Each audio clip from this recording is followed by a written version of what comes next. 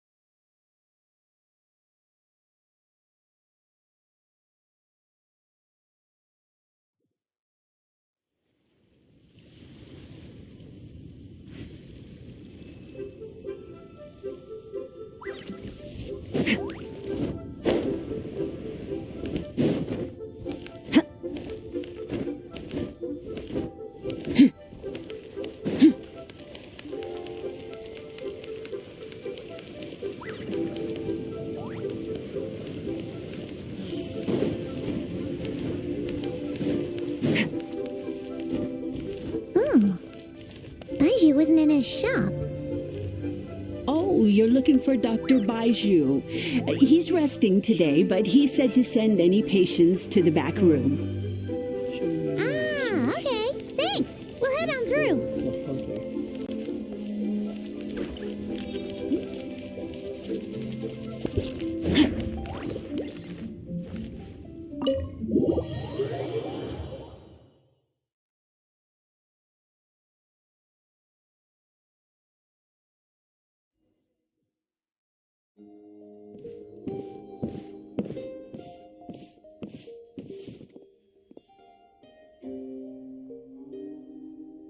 Traveler, Paimon, welcome. What can I do for you? It's the Traveler. He looks absolutely beat these days. He has these huge dark circles around his eyes, like he hasn't slept a wink. And he keeps spacing out. You have to call his name several times before he snaps out of it. What do you think it is? Is he sick?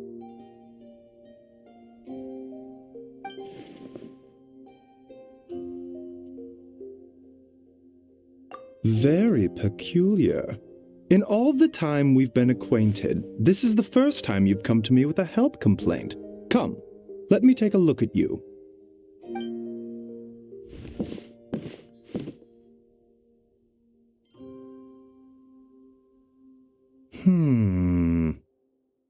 Okay, Paimon does not like that expression, Baiju. It's not serious, is it? Complexion is good, eyes are clear, breathing is steady, pulse is strong. Physically, you appear to be in good condition, traveler. In theory, your energy level should reflect that. You should be feeling right as rain.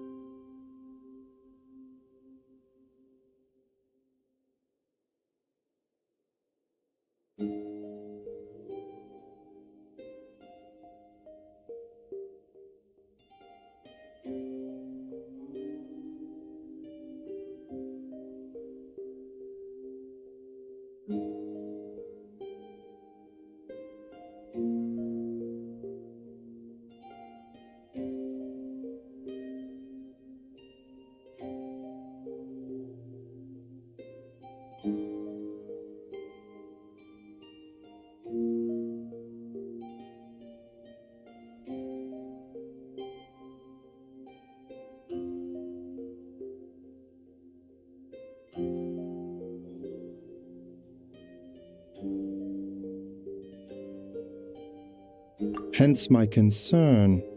A clean bill of health is usually a good thing, but in this case, it likely means your situation is more complicated. Physical illnesses come with detectable symptoms that can be used to diagnose, medicate, and cure the condition. But afflictions of a non-physical nature, they fall outside a doctor's realm of expertise.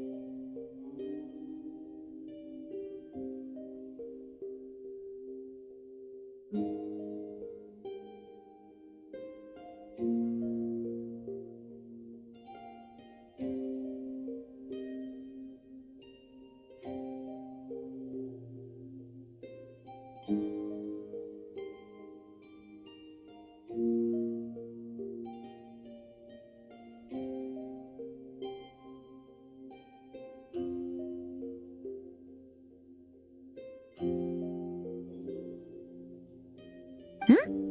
What do you mean, non-physical nature?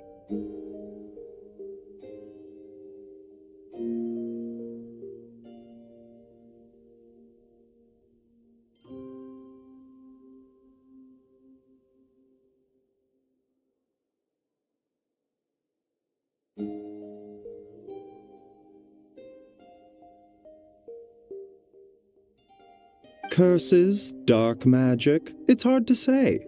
It could just as easily be a simple case of mental fatigue.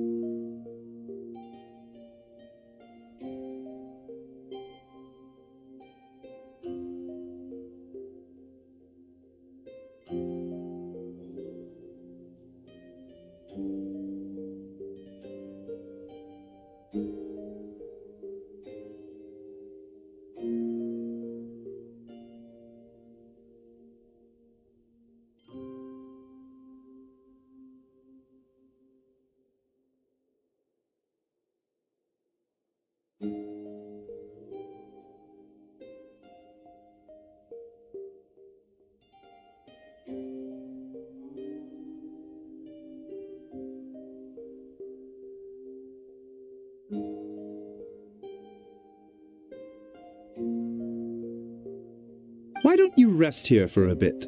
Whatever it is we're dealing with, clues to your condition are sure to reveal themselves in time. Once we know the root cause, we can administer the right treatment.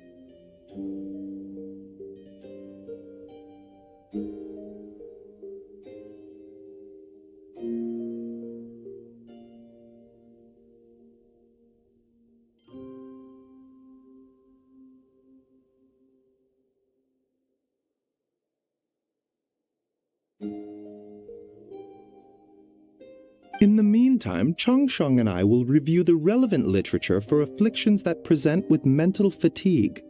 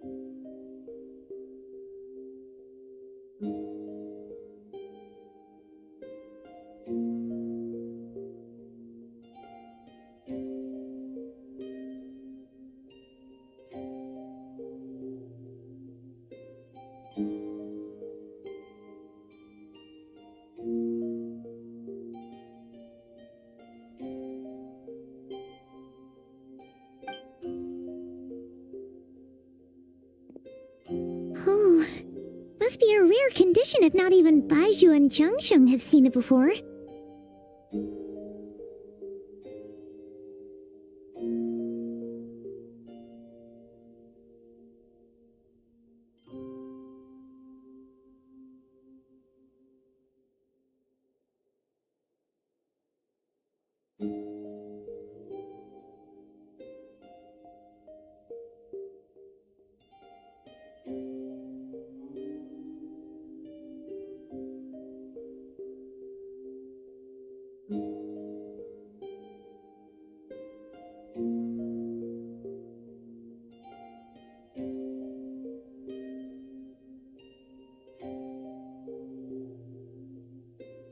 Well, all we can do is take their advice. You look like you're about to collapse anyway.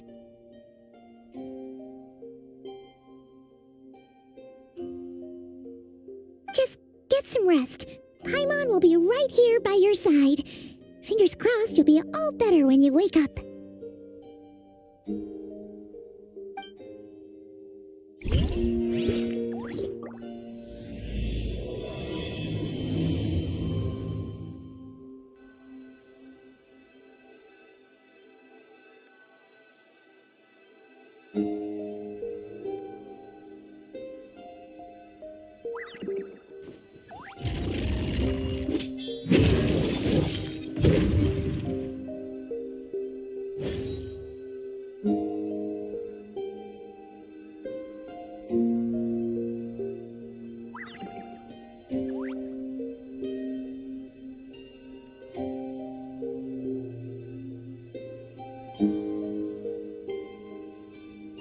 Where do we come from?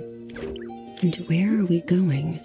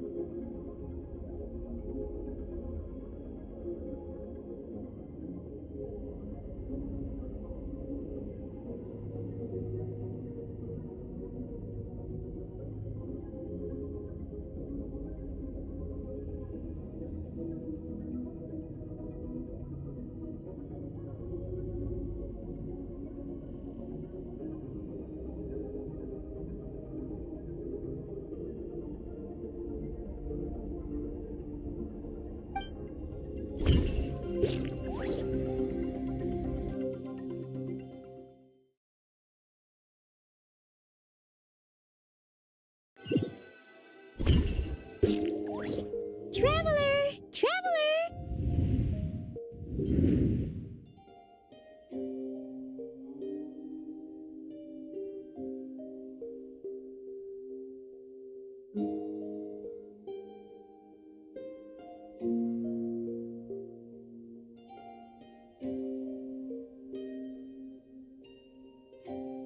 Rise and shine! Time to wake up!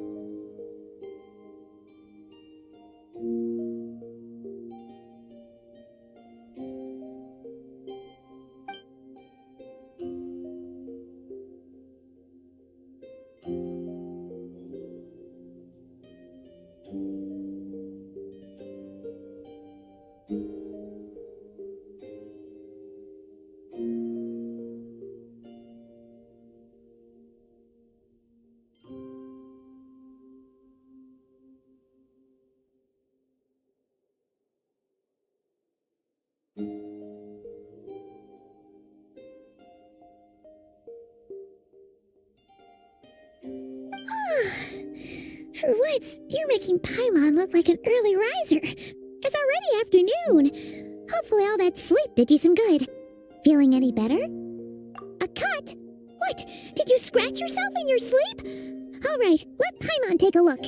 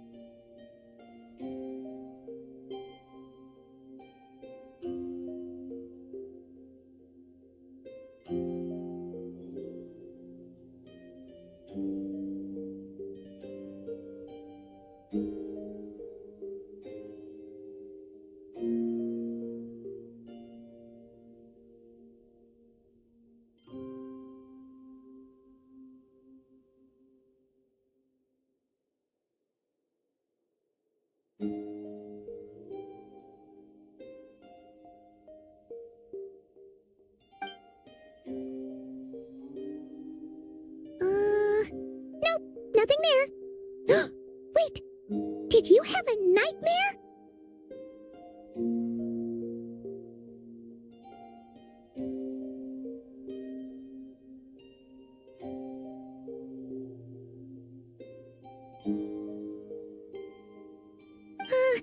Okay, don't panic.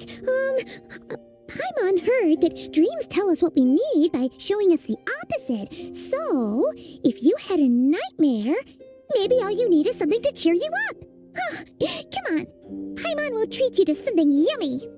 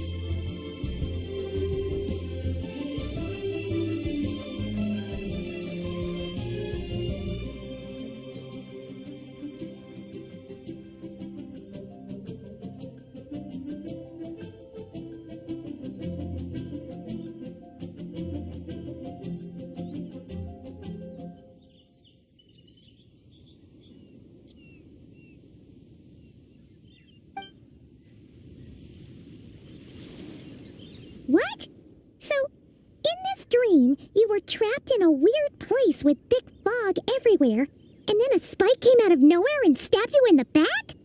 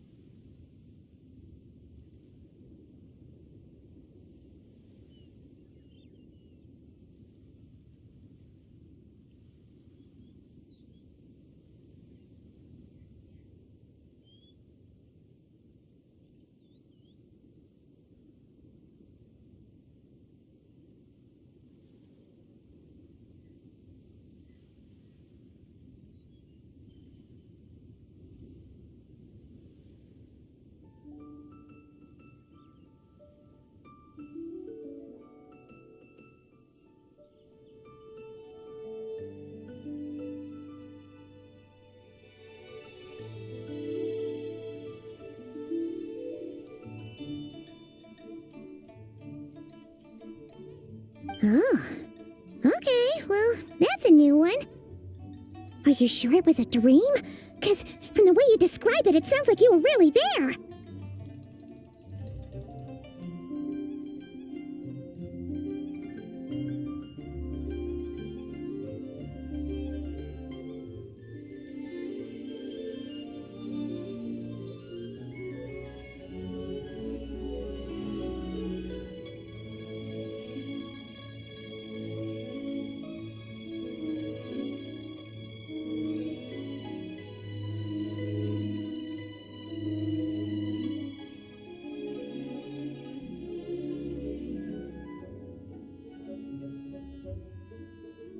But then again, you woke up right where you went to bed. And you were definitely in a deep sleep this morning. Then it's decided.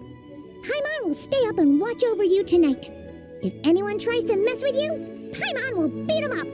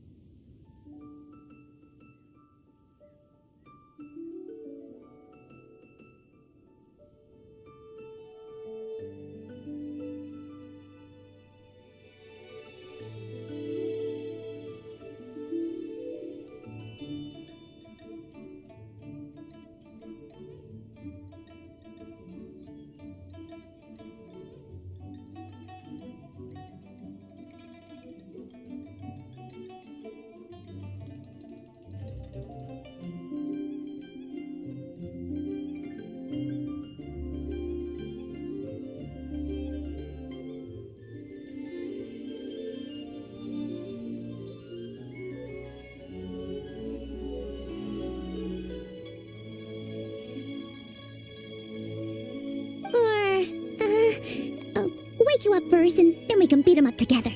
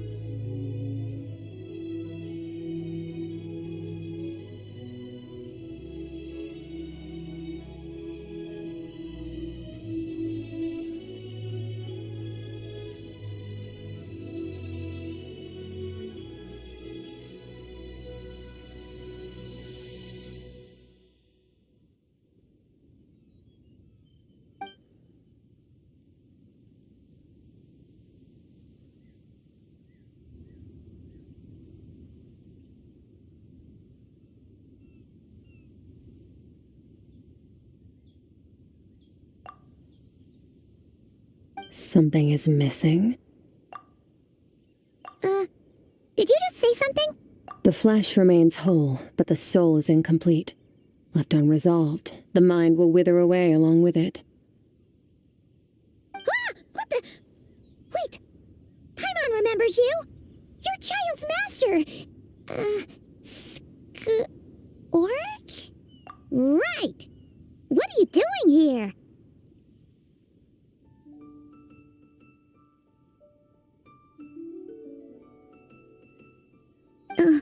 The last time we saw you was at the Primordial Sea in Fontaine, right? But then we left and never learned where you went after that.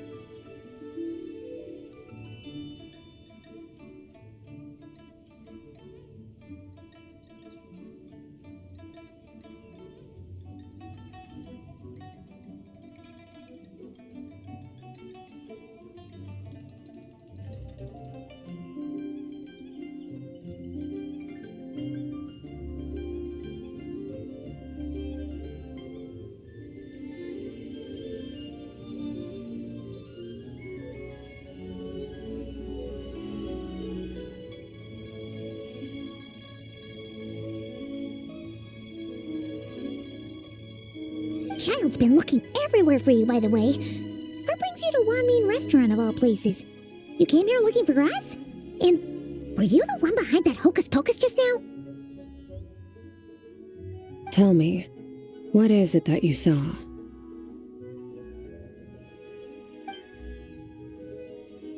Tight-lipped, huh? I suppose that's fair. You, I'll take a glass of wine.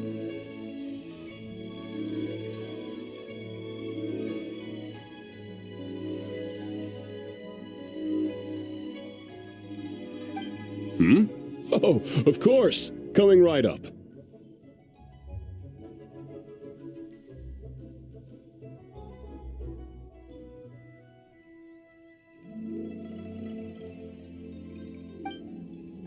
We make this one in-house. It's not too strong. Enjoy.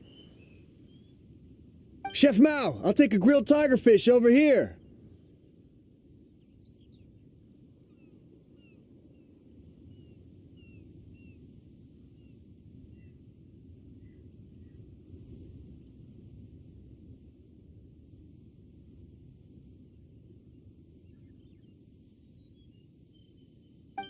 Coming right up.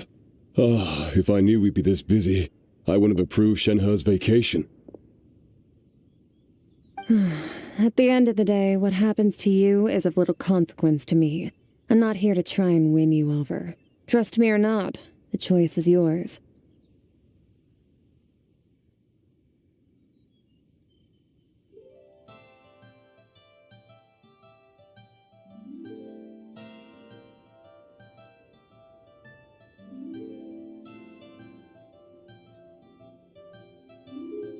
If you want my help, now's the time to speak up. You have until I finish my drink. I was investigating an abyssal disturbance in the area and happened to notice you. Part of your soul is damaged, and the wound bears traces of abyssal corrosion. Need I say more? Neither of those things sound good.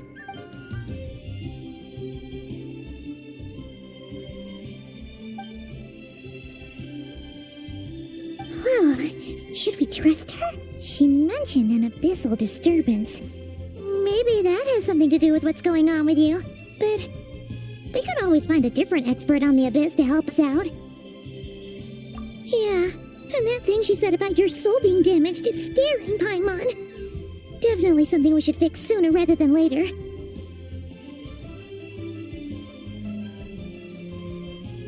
Skirk's an interesting one, that's for sure. But from what Childs told us, she doesn't seem evil, at least.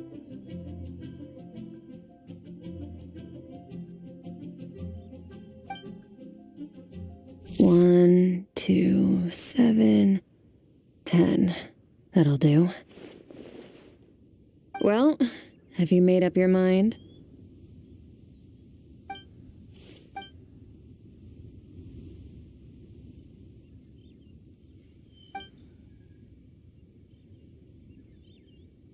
So that's all we know, Miss Skirk. Ma'am, can you help us?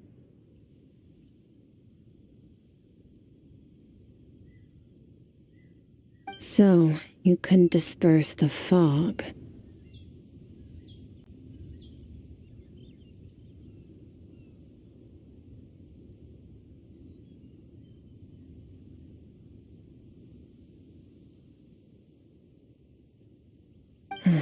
I understand. Come find me in the Gwaley Plains when you're done here. Oh, and I left cash for the drink on the table. Settle the bill for me, will you? Oh, okay. Huh? She disappeared.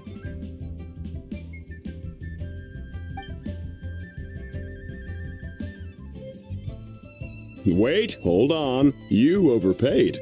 Here's your change.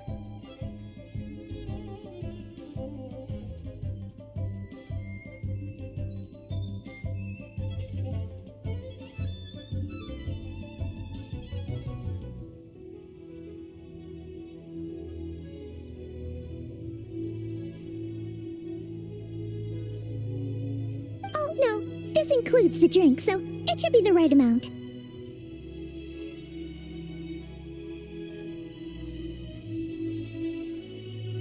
I didn't think you two ordered a drink. We didn't. It was that lady who came and sat with us, remember? You brought it out to her yourself. You sure? I could have sworn there were only two of you at that table. What?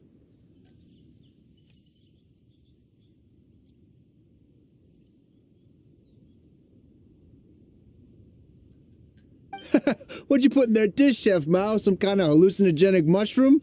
You got them seeing things. Seeing things? Wait, so neither of you noticed her? Young lady? About this tall? Wearing a purple dress? She ordered a glass of wine. Oh, now you mention it, that vaguely rings a bell. And it looks like I did open the wine jar, so it must have just slipped my mind.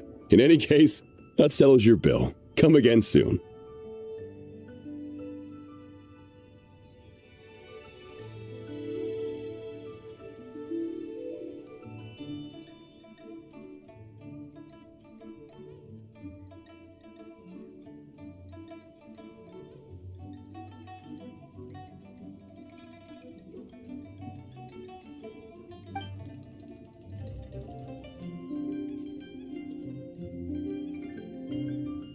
Coming!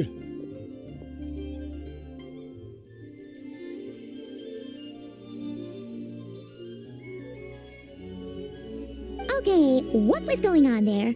It's like they didn't remember Skirk being there at all.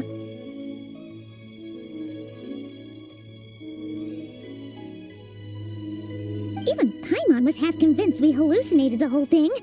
But that Mora she left for us was definitely real.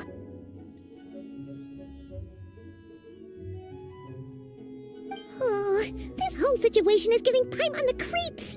But anyway, she told us to head to the Gwaley Plains, right? Let's not keep her waiting.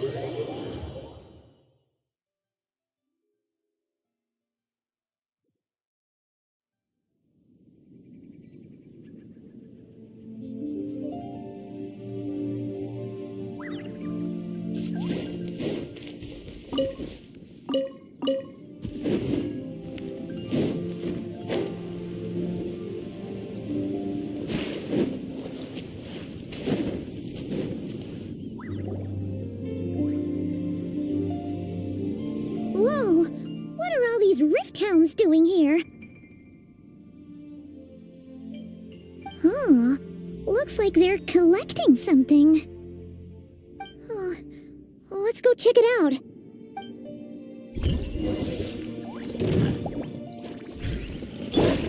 Think you can bully me? Silence! Into the void!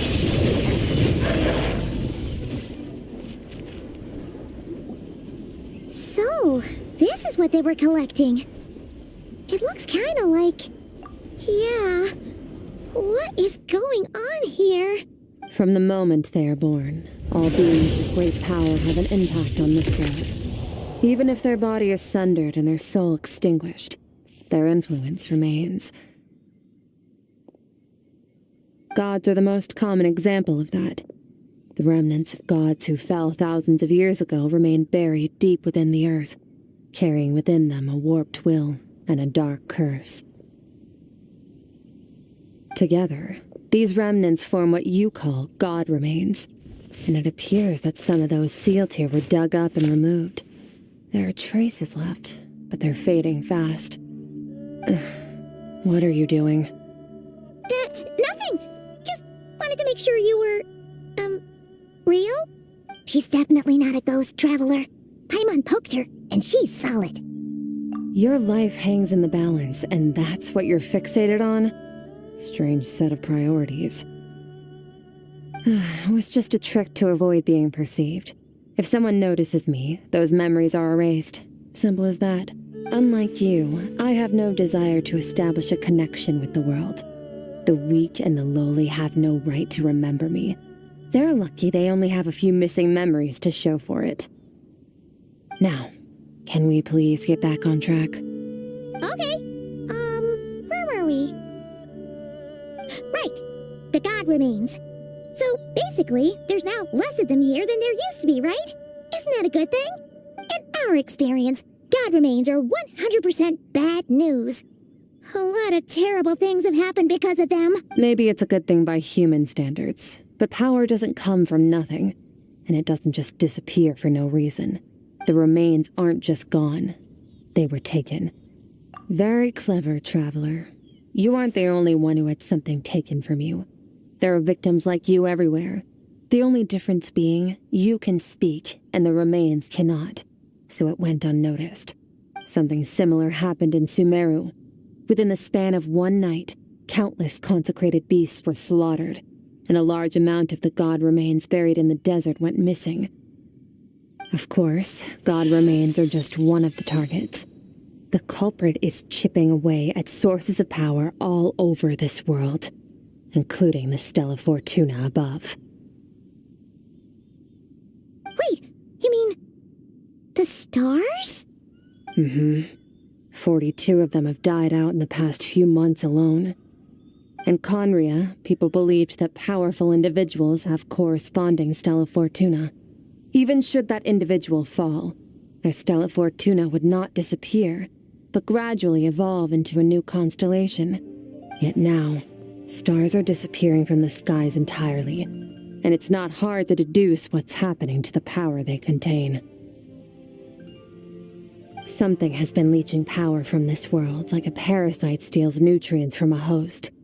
And now, it's no longer satisfied with the remains of the dead. It wants you. This time, it only took a fragment of your soul. But next time, there's no telling how far it could go. No one knows. All I know for certain is this. Getting back what you lost will not be easy. Considering how much power this entity has stolen, it must be a god-level being by now at least. But that's not the real concern. Souls are fragile things, and yours could easily be crushed if you go up against it. So you're gonna help us, right? We're going to help each other. You are my ticket to uncovering this thing's true identity. Well, great! You seem super strong and you know a lot about the Abyss, so Paimon will take it. Don't get all mushy on me. All I'm doing is helping you get back to normal after a sudden crisis. And I should warn you, getting mixed up with me can have unforeseen consequences. We're on very different journeys. You don't want to be in my debt, trust me. You help me uncover the truth behind this entity, and I'll help you recover what you lost. This is a transaction, that's all. You would do well to remember that. Now, come along. Yeesh! You'd think she'd be a little friendlier since she's agreed to help us. But nope, she's just like when we met her in the primordial sea. So cold.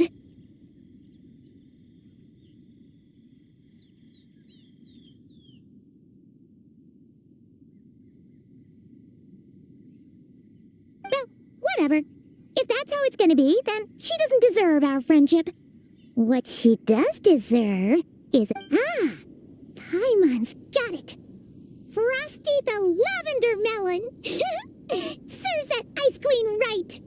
Anyway, the important thing is that we get that piece of your soul back. So, let's follow her and see what sort of plan she's got.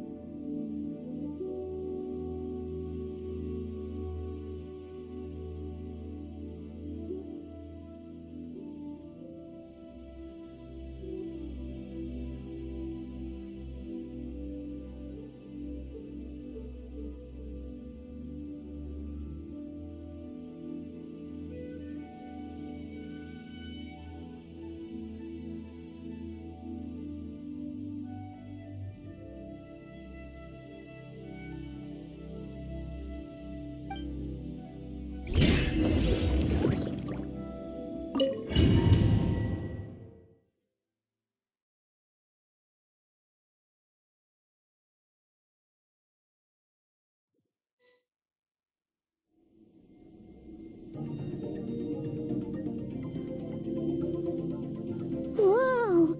This place is way bigger than Paimon expected. Where are we? This is where I live. I suppose it's the closest thing I have to a home here.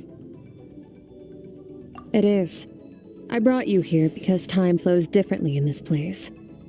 I don't know how much Ajax has told you, but when he fell into this space, I mentored him for 3 months. In that time, only 3 days passed in the outside world. Ajax? Oh, right! That's Child's real name! Yeah, Paimon remembers him mentioning something like that. So, a month here is equivalent to 1 day in the outside world?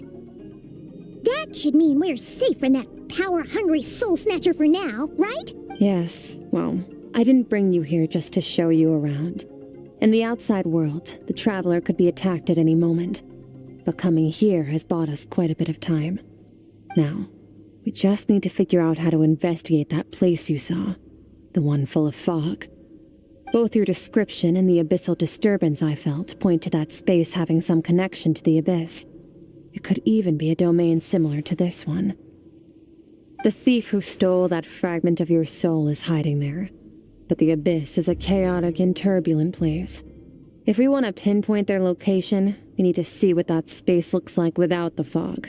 Abyssal power can grant a special form of sight. Have you ever wielded abyssal power before? Okay. Do you plan to learn? That tracks. All the information you have suggests the abyss is something sinister, and that abyssal power is a wild and dangerous force that always spells disaster. And you're saying that's not true? Depends on your perspective. Floods and hurricanes take countless lives too. But if one day you gain the power to control them, what was once a calamity is now just another tool in your arsenal. I'll respect your opinion, though. Just means we have to turn to the second best option. A little abyss crystal that contains my power. Wear it on your head, and we'll be able to perform dream mirroring when we fall asleep. Dream mirroring? It means experiencing whatever the other person is dreaming. Everything they see, think, and feel. Since you haven't studied the art of using abyssal power, and have no plans to jump in the deep end right now, I'll have to do the investigating for you. With dream mirroring, every time you slip into a deep sleep, I'll see with my own eyes whatever scene plays out in your mind.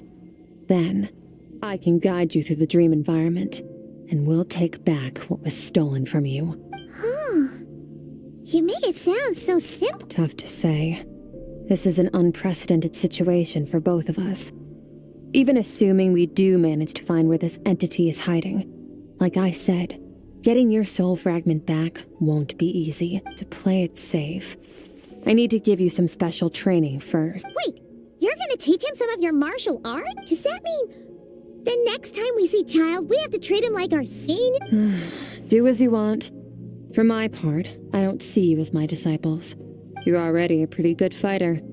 All I'm planning to do is build on your current skills and train you for the specific scenarios that I think we might face. But that's enough talk. If you're ready to do this, then come with me. Time might be more lenient here, but that's no excuse to waste it. Oh, she moves fast. Paimon can hardly keep up with her. So, special training, huh? Kind of a rare opportunity. With your skills, there's not a lot of people qualified to train you. Last time something like this happened was probably anti-Raiden Shogun training, right? Oh, feels like a lifetime of... Skirk seems pretty strong too, though. Remember how she said that the all-devouring narwhal was just her master's pet? Maybe we really will learn something here.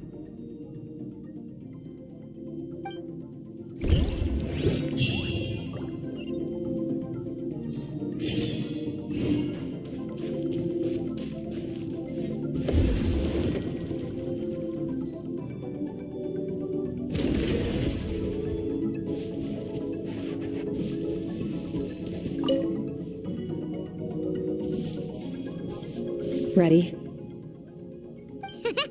Bring it on! Your training will be split into 3 stages.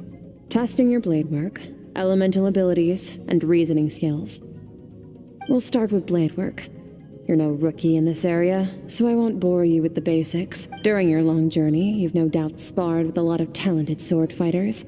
Consciously or not, you'll have picked up all kinds of techniques from them. You bet! There's Kaya, Master Jean, Kuching... You sparred with a bunch of them too, right? Don't get too smug. In sword fighting, techniques alone are not enough. You need a cohesive system to bring it all together. A style or school of fighting. To use the human body as an analogy, your style is your skeleton, the foundation, the framework. Techniques are the muscles and other flesh attached to the bones. This is where your strength comes from. Improving your sword fighting is like growing that body. If your frame got bigger and taller, but you didn't add any muscle mass, you'd be weak and flimsy. Then again, if you packed on pounds of flesh without a big enough frame to support it, you'd end up bloated and unwieldy. You need to do some introspection.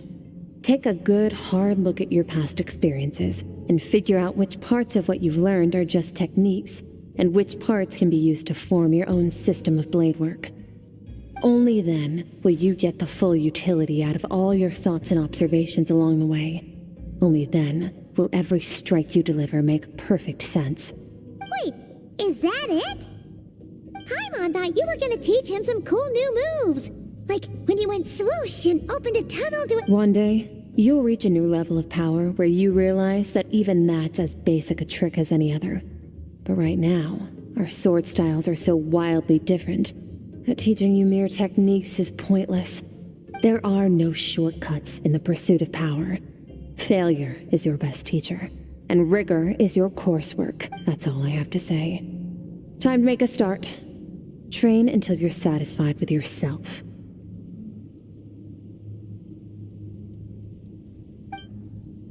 Now focus. Destroy the crystal columns as swiftly as you can.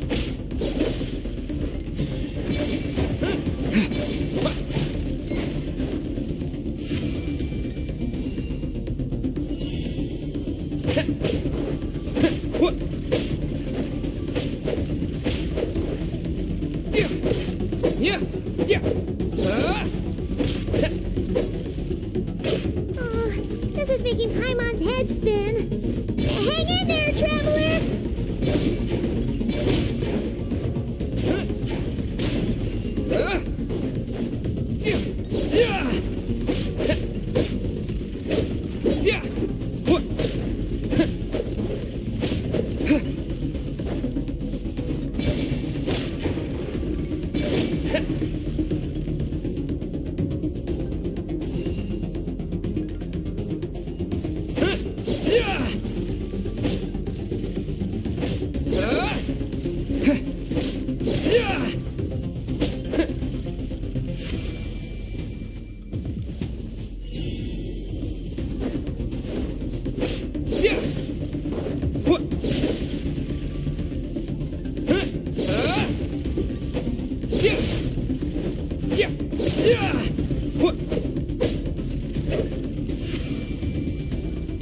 Stay calm. Use your head. You have to keep it together.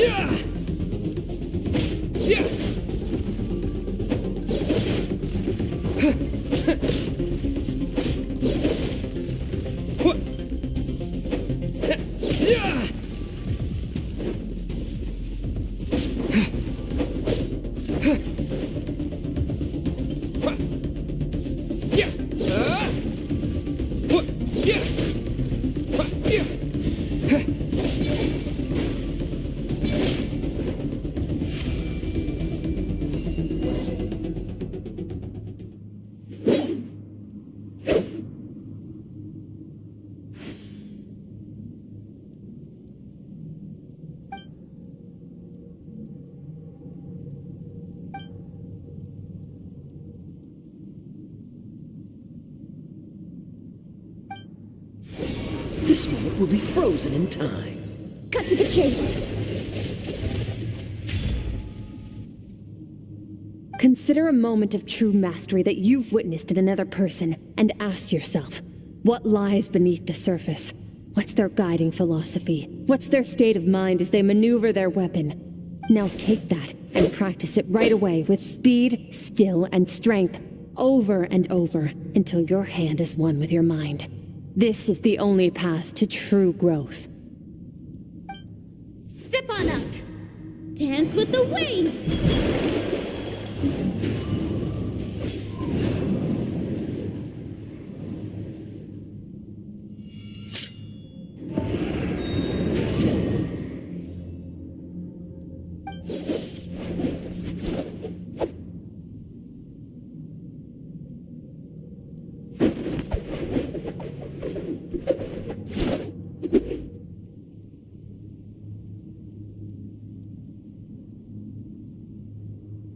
If you start to tire, empty your mind, but do not stop.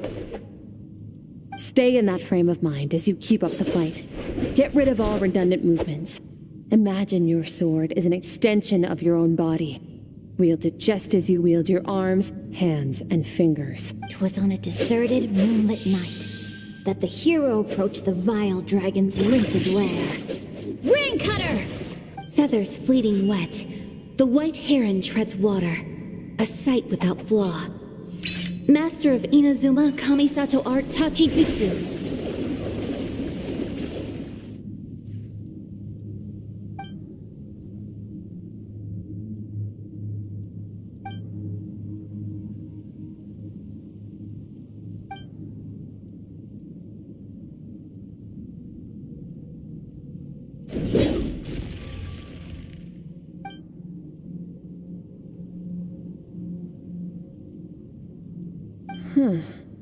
Looks like you've made some real progress. That concludes your training session. Awesome! Paimon knew you could do it! How do you feel? As you should be. Time flies when you're training hard. You've actually been going for several days now with no rest. Yeah, meanwhile Paimon's had a whole bunch of naps. But you were so focused, she didn't want to interrupt you. Go get some sleep. I'll be doing the same very soon. Let's hope you see that foggy place in your dream, so I can get this investigation over and done with.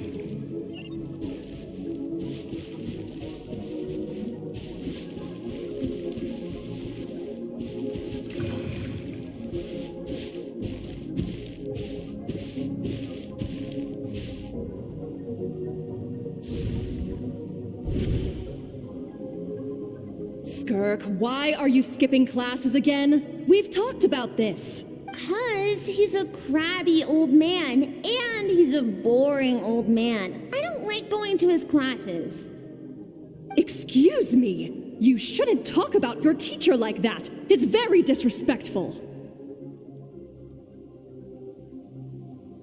All right, let's not get into a big fight about this. Skirk's learned what she needs. There's no point forcing her to sit through more classes if she doesn't want to be there. But I'd still love to hear about what you got up to yesterday. Why don't you tell your dad all about it? I went diving, and I saw this huge fish. I never knew they could get that big. It looked kind of dumb, though, with that stupid big fat head. I tried to shake its fin, but it just spat water at me. Oh, and today, I'm gonna go to that prairie up north. There's supposed to be this giant bird there that can spit fire. I bet if I climbed on its back, it could fly me all the way to the stars.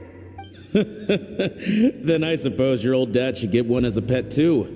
Otherwise, how are you gonna hear me call you for dinner up there in the stars? When it's time to eat, I'll come back on my own, Zilly. Anyway, gotta go. Bye, Mom. Bye, Dad. Wait! Put on a coat at least. You'll catch a cold. I'm talking to you, young lady. You spoil that child, you know. Ever since that merchant ship arrived, she practically lives outside. Always going on about exploring the beyond one day, whatever that means. Ah, let the kid do what makes her happy. Besides, we both know you're all bark and no bite. Come on, our little adventurer is gonna be hungry when she gets back. Let's get started on dinner.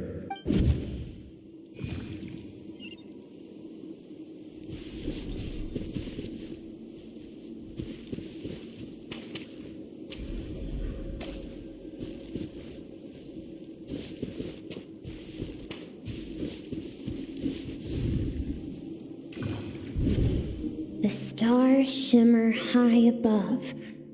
But what lies beyond the stars? Mountains as far as the eye can see? An endless snowy plain?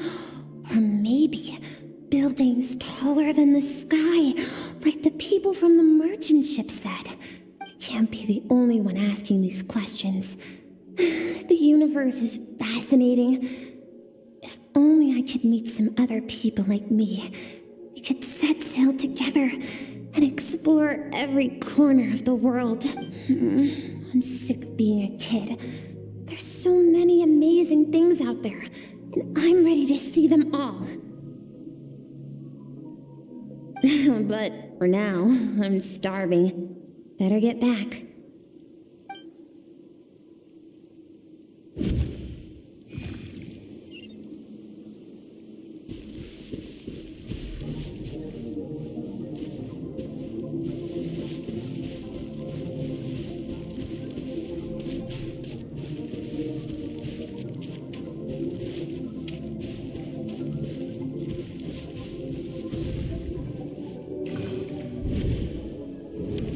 Don't let a single one of them get away!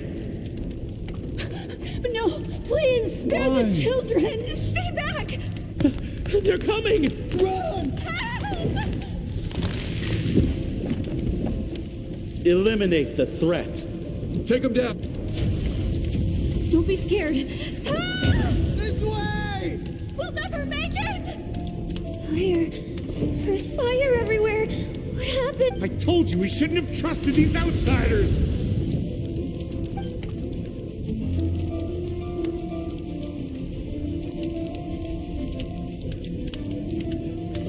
Why are you doing this? What did we do to deserve this? We welcomed you with our finest food and drink, showed you the best our home has to offer, gifted you cloth dyed by our own hands. And this is how you treat us? Run! Save yourself! Captain, Zone 3 is clear and we have Zone 2 surrounded. Begin extermination. Remember the orders from upper command. No one is to be left alive. Rest assured, sir. We have enough munitions to annihilate these savages and burn their entire civilization to the ground. Good. The only ones who put up a real fight are that man and his wife, correct? What's their status? We shot the man in the ankles and the wife broke her wrist attempting to fight back.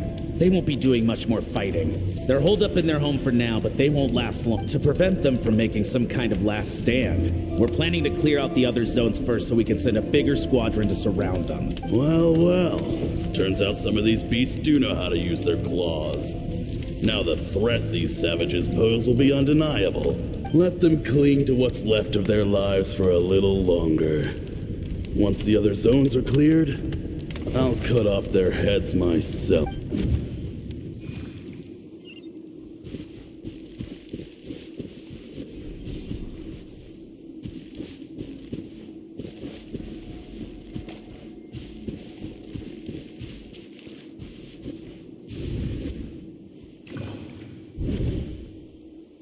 Dad? Mom? Skirk, you're all right?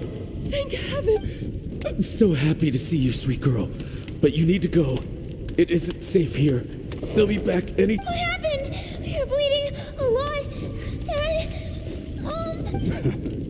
This is the place.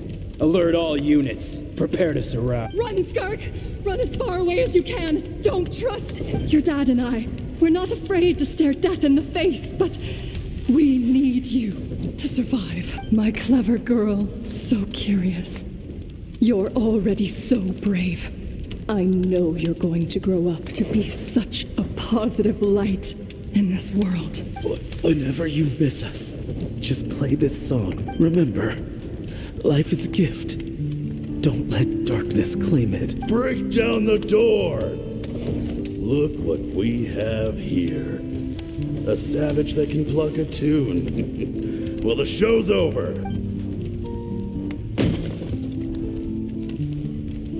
You! Stop singing! Shut it! I said shut it or I'll make you! Fine. Have it your way.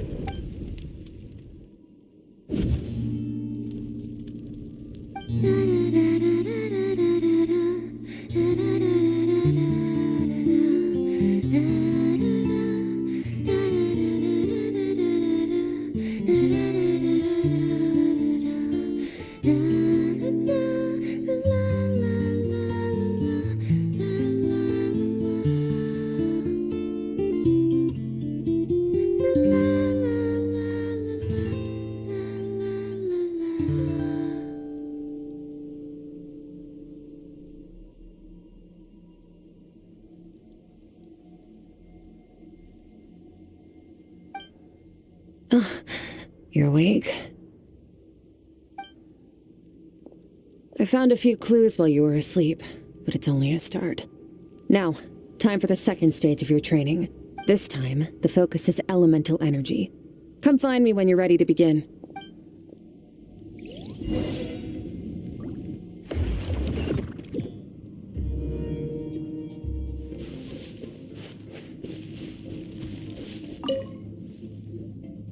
Man, staying in the abyss feels so surreal, don't you think? No day and no night. It's like time hardly exists. If we weren't careful to keep track, it feels like we'd have no idea how long we've even been here. Well, except for the fact that Paimon still gets hungry like clockwork. You go do your training. Paimon's gonna grab a bite.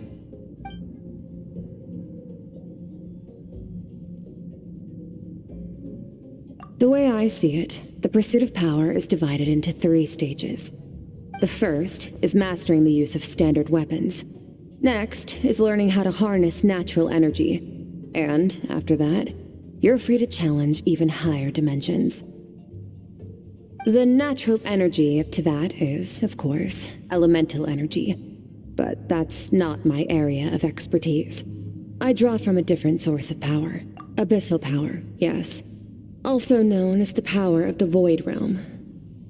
My master, Sertologi, is a true expert in that area. After all, he was one of the group of 5 that infamously stole the all-encompassing power of the Abyss, an act for which the people of Conria gave them the epithet, the 5 Sinners.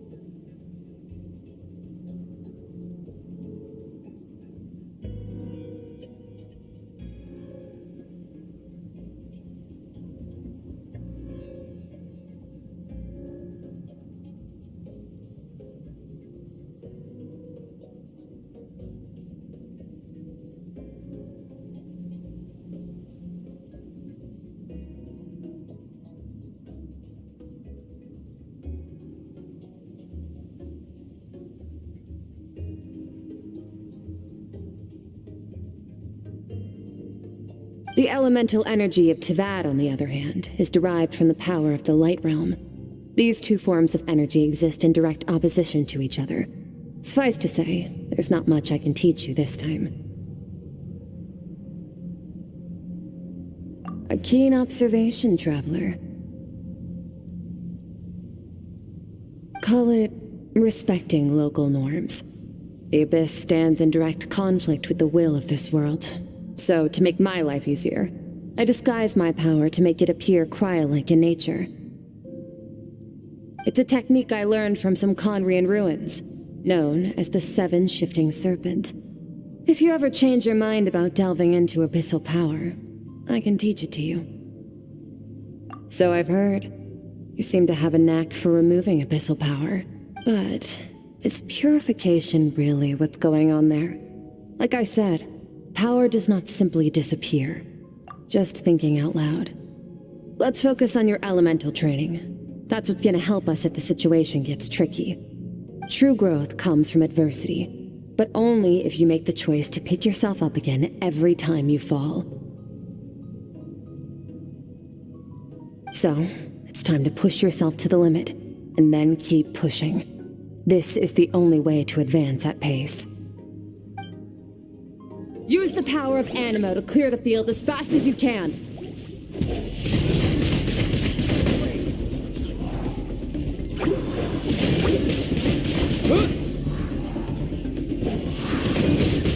Windblade!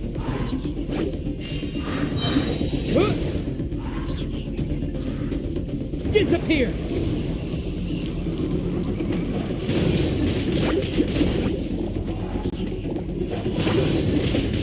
Windblade!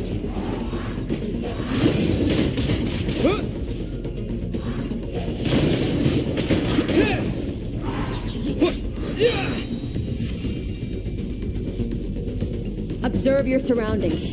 Look for things you can use to tilt the scales of success in your favor. Windblade!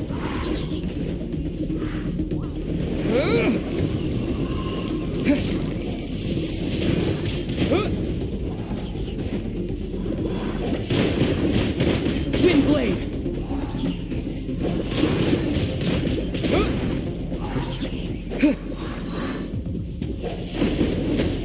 Windblade!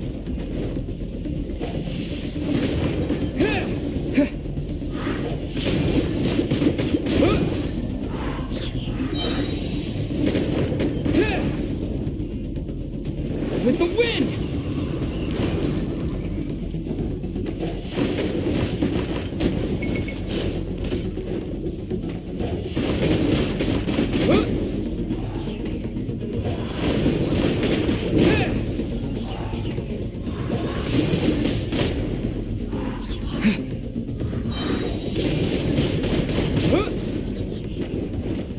Disappear!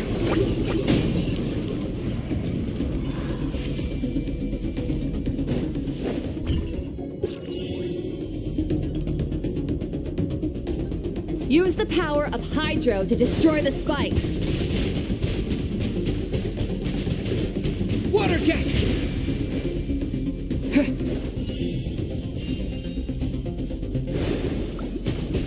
Faster! Don't give them a chance to strike you. You need to be quicker than you were in your dream. You can't afford another injury like that. Water jet!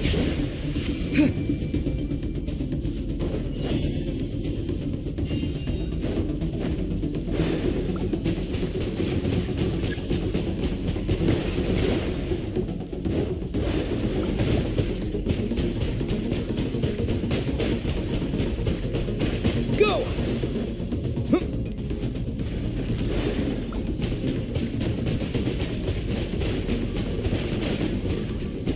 Water jet!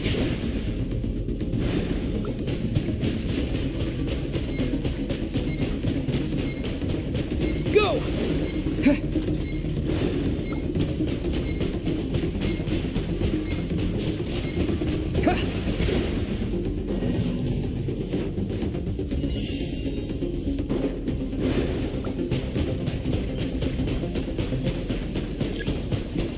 Go!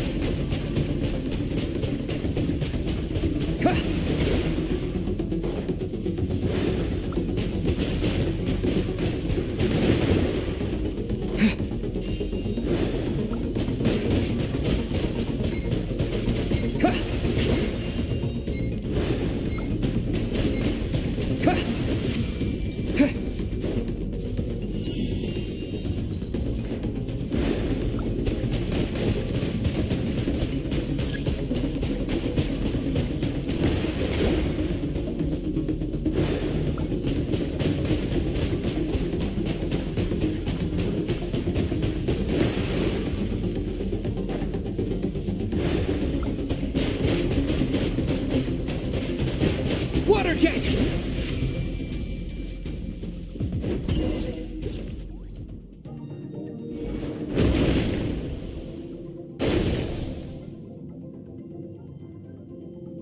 You need to understand what makes you special.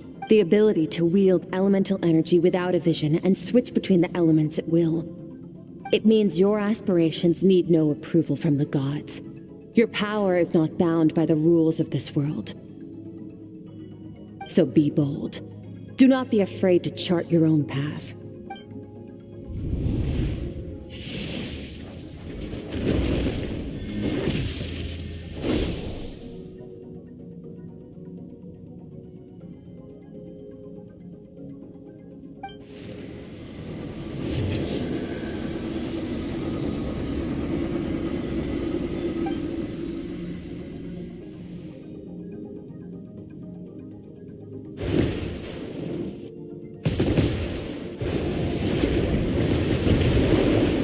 Very good.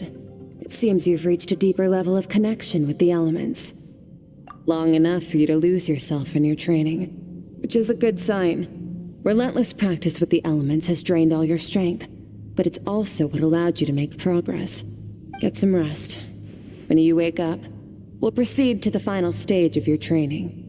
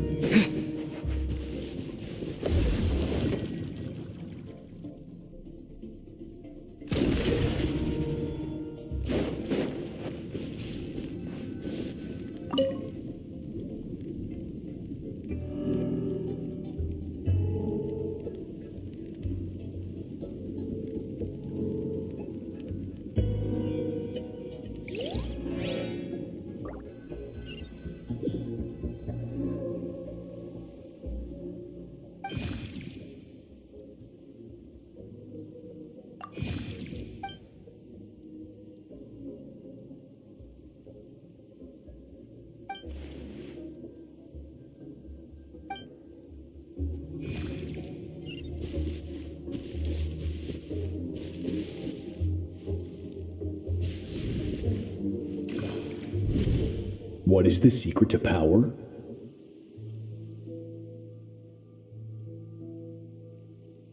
Longing, hatred, self-preservation. No, it is fear. The fear of losing those you love. The fear of watching your home burn. Fear of loneliness. Fear of death. Fear is the source of evolution. It forces humanity to adapt to their environment and overcome hardship. It is in the process of prevailing over our fears that we surpassed first ourselves and then the rest of the world. That fear is now part of you. It calls on you to evolve. And it is time to answer.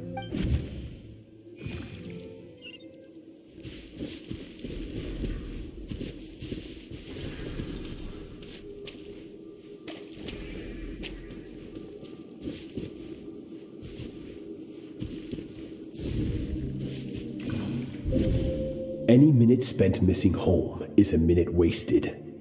Practice your sword work instead. Do not make me tell you But, Master, I can barely lift the sword anymore. If I keep going, I feel like my wrist is going to break. So it has not broken yet. Then pick up your sword and keep practicing until it breaks. I want to hear the cracking and splintering of bone. After all, bones can always be reset.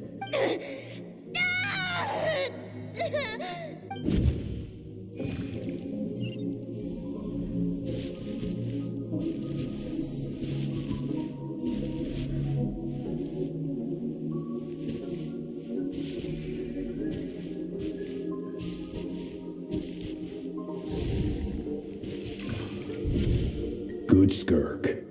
Once again, you survived. How do you feel?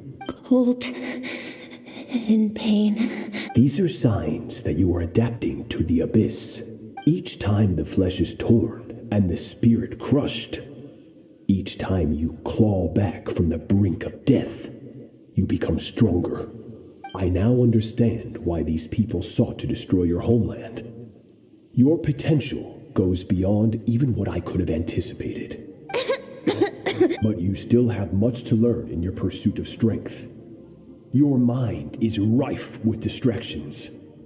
From now on, I shall show no mercy in your training. You must learn to shut out all the pointless emotion, crush the self that makes you weak, and become master over your physical form. Get up, Skirk. Wipe the blood off your face. Cut away the rotten parts of your flesh, and mend what is broken. Then take up your sword. Yes, Master.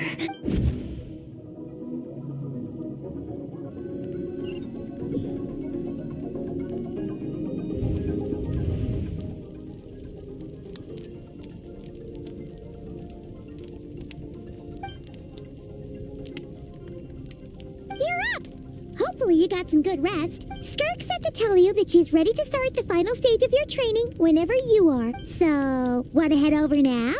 Or did you want to wait a little?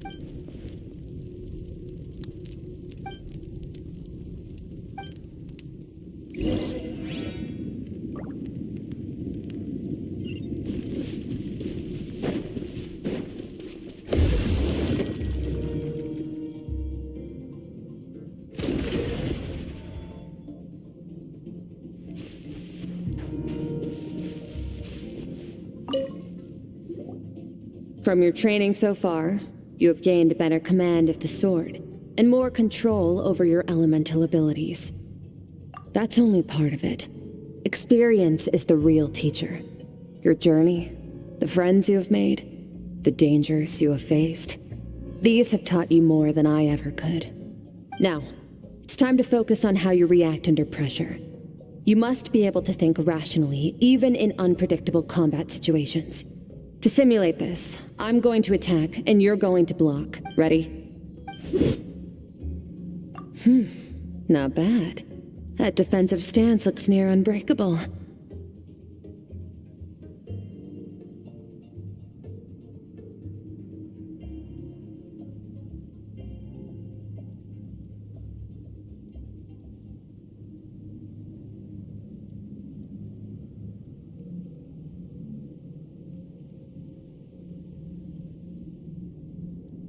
Just like your sister. Oh, that reminds me. You still don't know what happened to her, do you?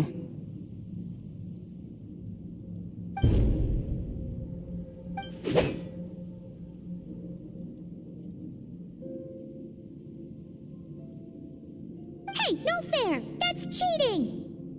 You think every opponent has the same moral code as you? You can denounce their deplorable methods all you want.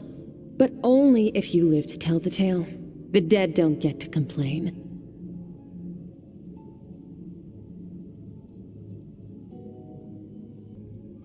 Strong emotions will always arise in combat. Anxiety, anger, fear. But a true warrior is never at their whim. Only when you are free from the influence of emotion can you make the right choice, no matter the situation. How amusing. Almost sounds like you think you know me. But you don't. You can choose your own path. We are not the same. Let's begin. Try to use reason over emotion. Make the most rational and advantageous decision in any given moment.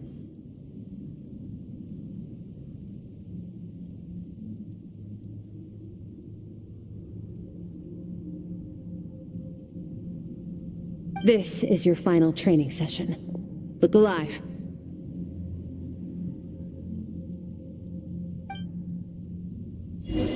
Same drill as before, but this time I'm going to interfere. Hold your focus. Go!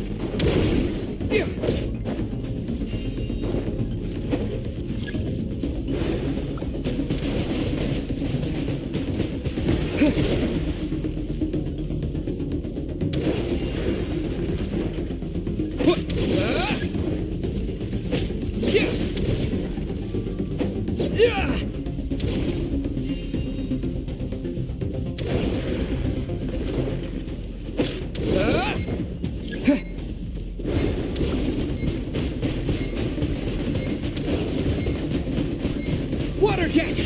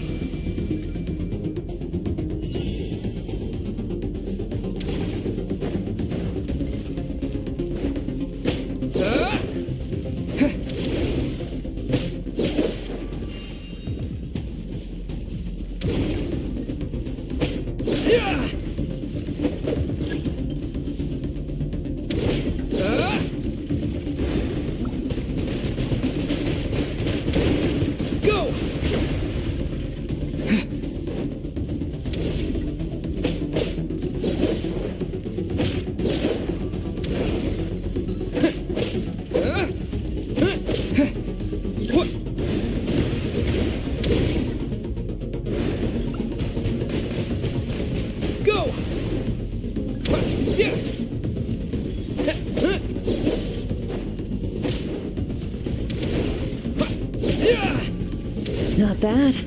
Better than I expected.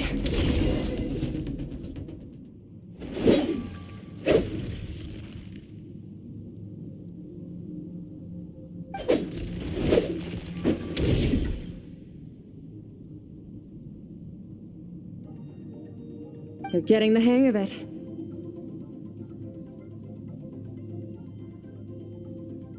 The first step to controlling your emotions is controlling your mind. You want a unified train of thought.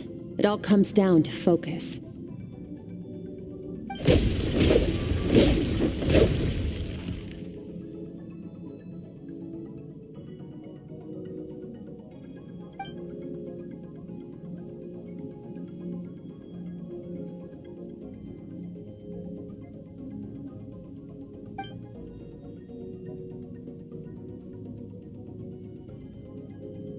Your mind is rife with distractions. From now on, I shall show no mercy in your training. You must learn to shut out all the pointless emotion, crush the self that makes you weak, and become master over your physical form.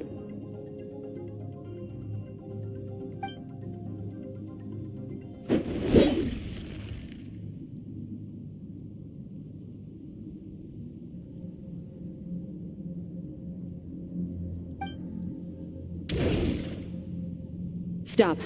Let's pause here. One look, and I can tell your mind has wandered. That's to be expected. There's a limit to how long a human being can concentrate on one thing. Staying calm and focused sounds simple in theory, but in practice, it's more demanding than sword work or elemental abilities.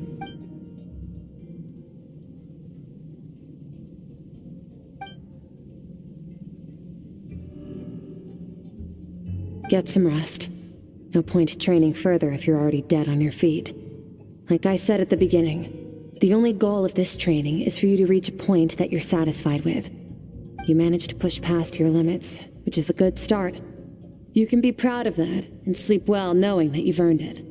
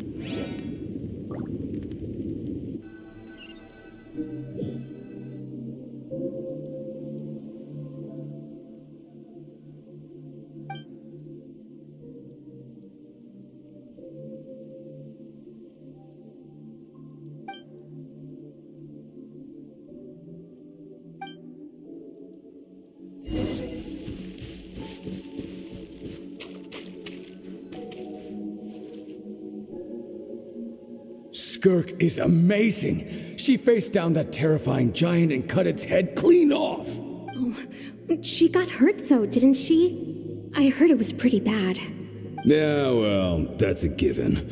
But the moment she was on the mend, she got right back to practicing her sword work. I heard Master suffered a grave injury once too. Lost an arm and a leg and still came back stronger than ever. Skirk's becoming more like him by the day.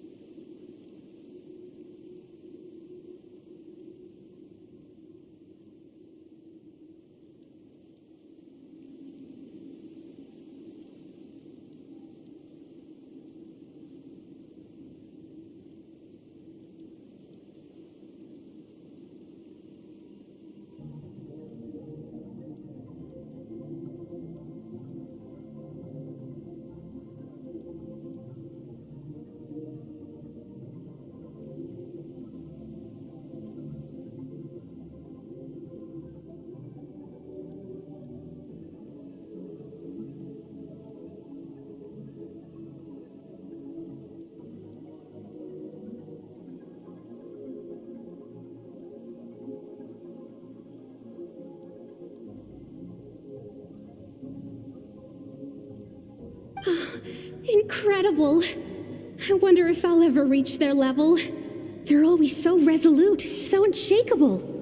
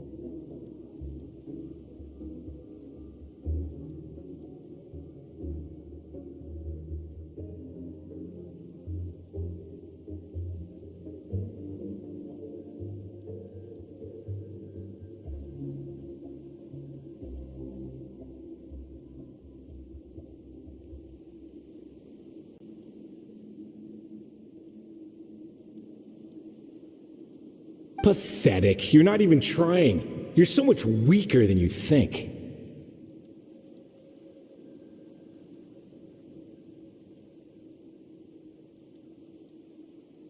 Skirk, have you become a positive light in this world?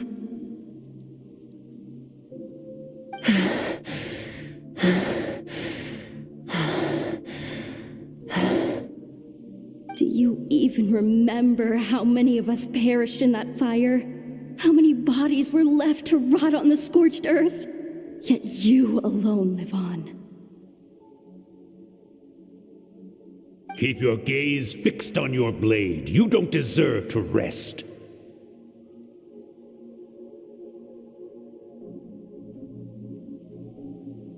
I have so many questions. I just want to jump in a spaceship, explore the whole universe, and get answers from the stars. I just need to wait till I'm grown up. Then I can do anything.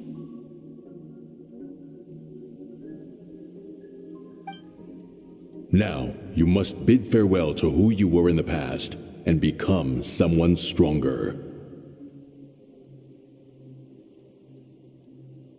Run, Skirk, run! Only death awaits us here. Keep running, and don't ever look back.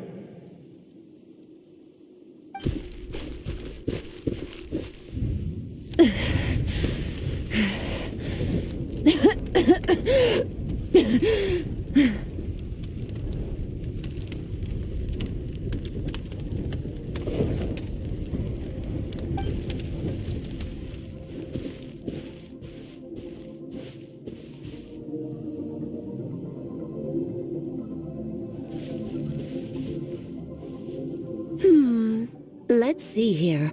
First things first, you need a new identity.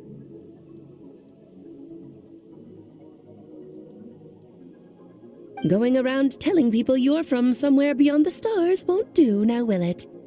How about saying you hail from beneath the earth instead?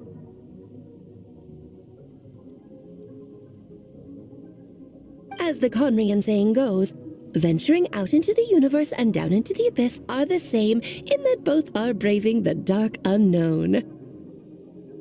Well, I'm a visitor on this planet, so I'll follow the rules.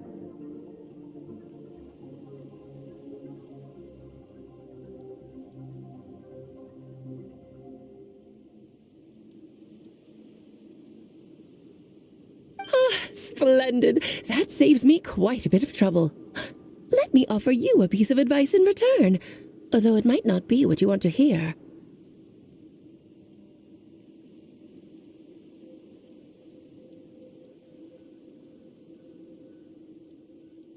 I know the pursuit of strength is important to you, but taking a moment for yourself every once in a while is never a bad idea.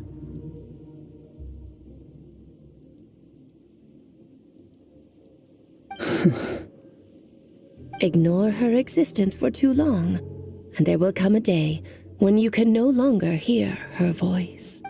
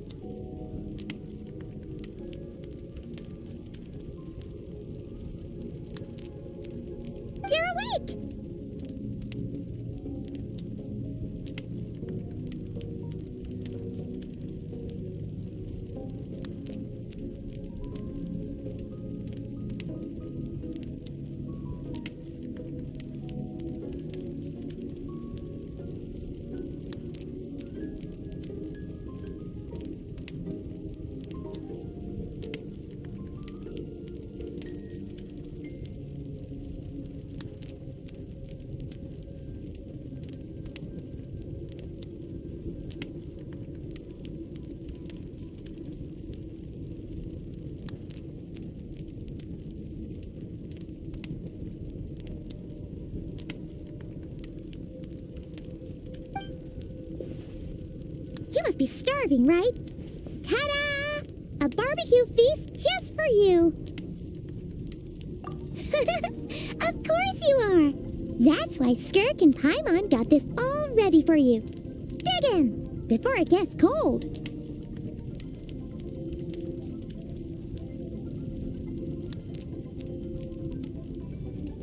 Ah, well, if you're around someone long enough, it's bound to happen. Plus, Skirk can cook. So, Paimon decided she can forgive the whole Ice Queen thing. Paimon's not one to hold a grudge. Here's an idea. Let's save the chit-chat until after the meal.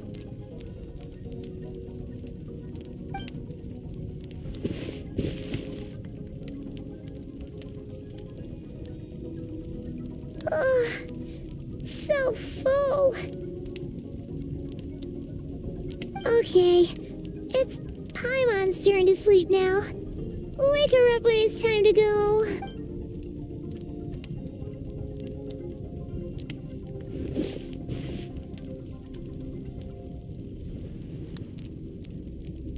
I have good news. First, your training is complete. You have what it takes to wield immense power. Now it's just a matter of putting it into practice. Continue to learn from your journey and hone your skills against formidable opponents. Second, I've located the culprit we've been searching for. Next, we just need to retrieve the missing part of your soul, and our business will be concluded. When Ajax trained with me, he once told me he was bursting with questions. So I allowed him to ask me 3 of them before he left. You and I may never meet again, Traveler. So if there's anything you want to ask me, now's your opportunity. Just like Ajax, I'll answer 3 of your questions.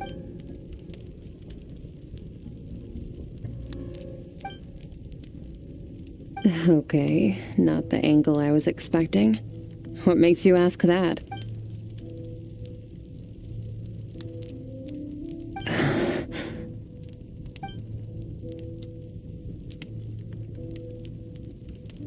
I knew that was a possible side effect. Closed off my mind to you for that exact reason. Even with the dream mirroring, you should have seen nothing but endless darkness.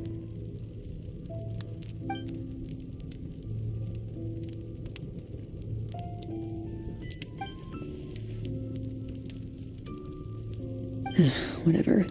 Must have been a flaw in my execution. I shouldn't be too surprised. Due to some recent circumstances, my self-control has been lacking as of late. Since you've seen what you've seen, there's no reason to hide the truth. All I ask is that you keep it a secret. No, I'm not from Tevat. I'm from a different planet. And there was a time when I journeyed through the stars. A lot like you in some ways. No, we're different in that respect. You're influencing the fate of this world. But me, I'm just passing through. Several hundred years ago, my master, Sertologi, opened the border between worlds and sent me here. But this is not my home. And one day, I'll return to the vast unknown of space. So, there you have it. On to your second question.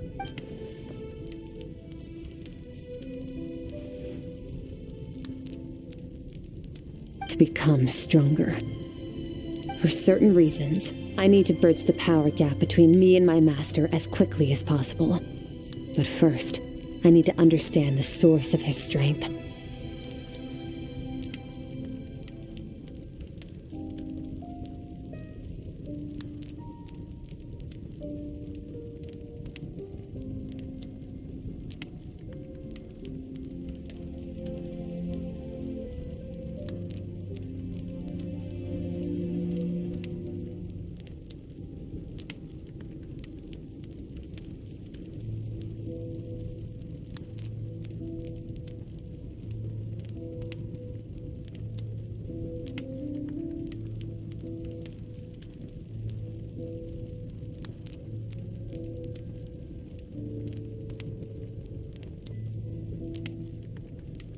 To do that, I need to follow in his footsteps, walk the path he once walked, and somewhere along the way, I'll find out how to defeat him. That is my sole focus and purpose.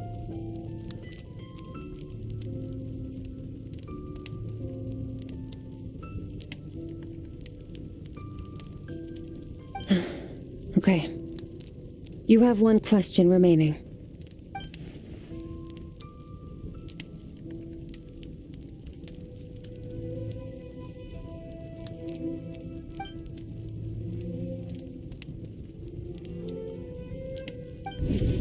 You make it sound so easy. Ever since the incident I experienced there, I've never stopped searching for Master Skirk and that unknown abyss. But it's been years now, and I've still found nothing. Well, your last question? Ajax. His situation is different than yours. Before you ever crossed paths with me, you'd already encountered many formidable people, studied their techniques, and developed your own skill set. So, during your training, all I had to do was build upon that foundation. But Ajax was so young when he came to me. A complete blank canvas. Children can't help but imitate their role models. In the long run, that would only hinder his growth. Once Ajax has enough strength in his own right, I will allow us to meet again. Until then, let that motivate him to reach his full potential.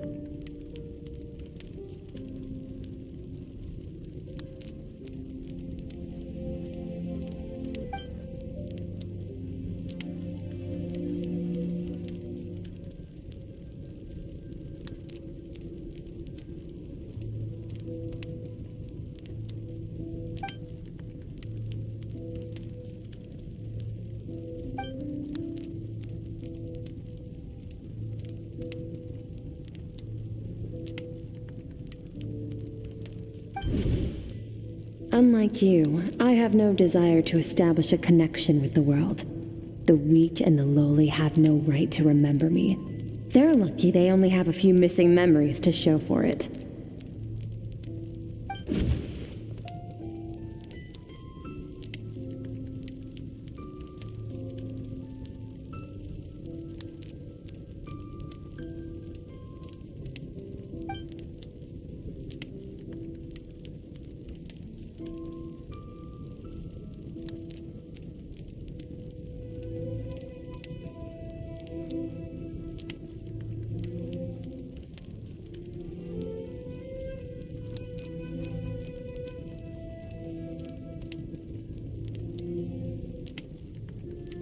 Wake up your companion. It's time to go. Oh, and everything I just told you. Best keep it a secret from her as well.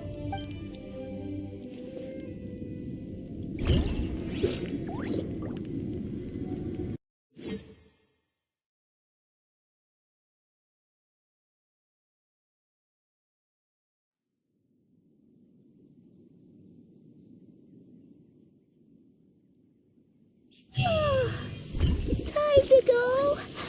Oh, finally.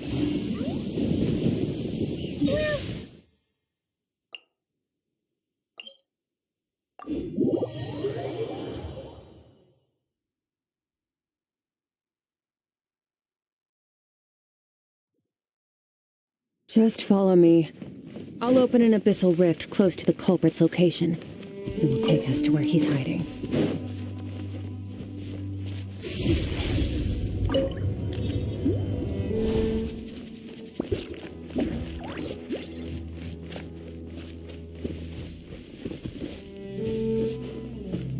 Merciless.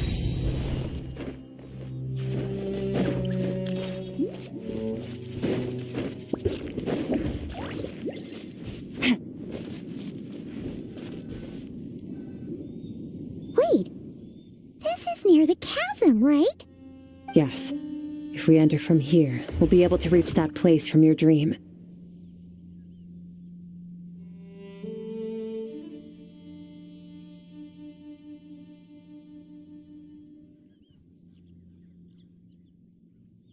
You have some experience with abyssal domains by now, but still, this is someone else's territory. Best to proceed with caution. Don't worry. Paimon's an expert at hiding behind other people for safety. Oh, but, that means you need to stay safe, traveler. All right. Remember your training. Time to put it to use.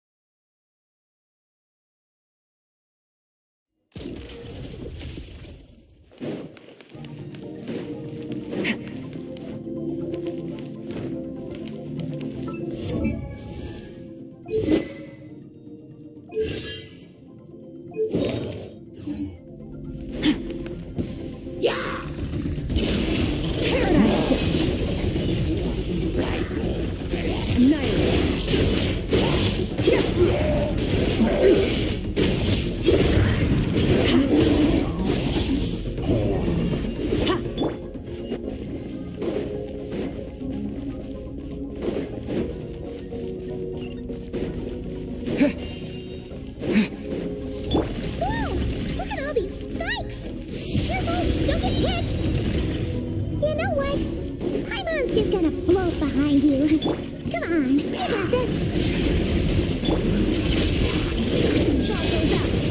Hey, what are you two doing?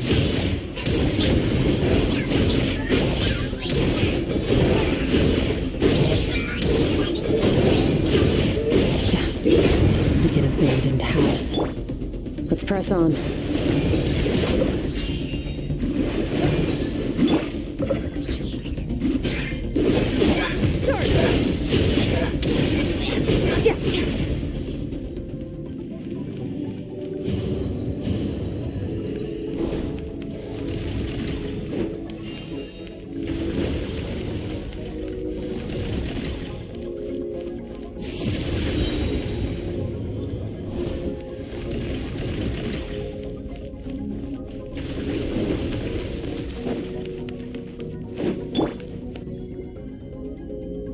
Oh, looks like this is a dead end.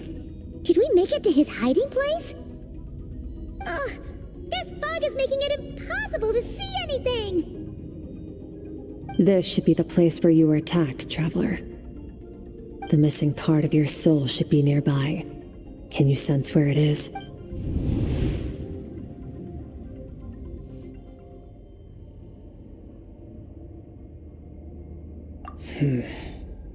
Our opponent must have covered his tracks just in case. Otherwise, you should have sensed it much more strongly. Hold on! Look! The spikes are back! Stay calm. Let's hold back a little. Give our enemy some wiggle room so we can see what we're dealing with.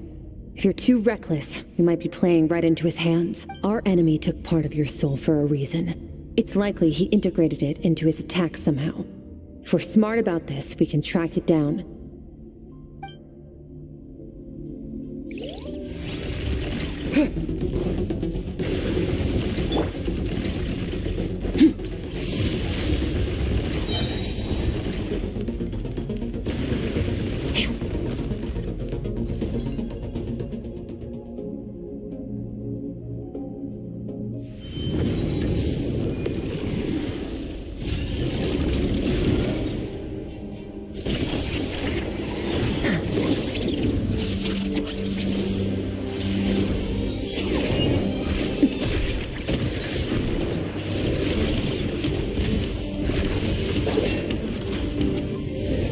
From the start, the attacks have been focused on me. Trying to break through my defenses? I see.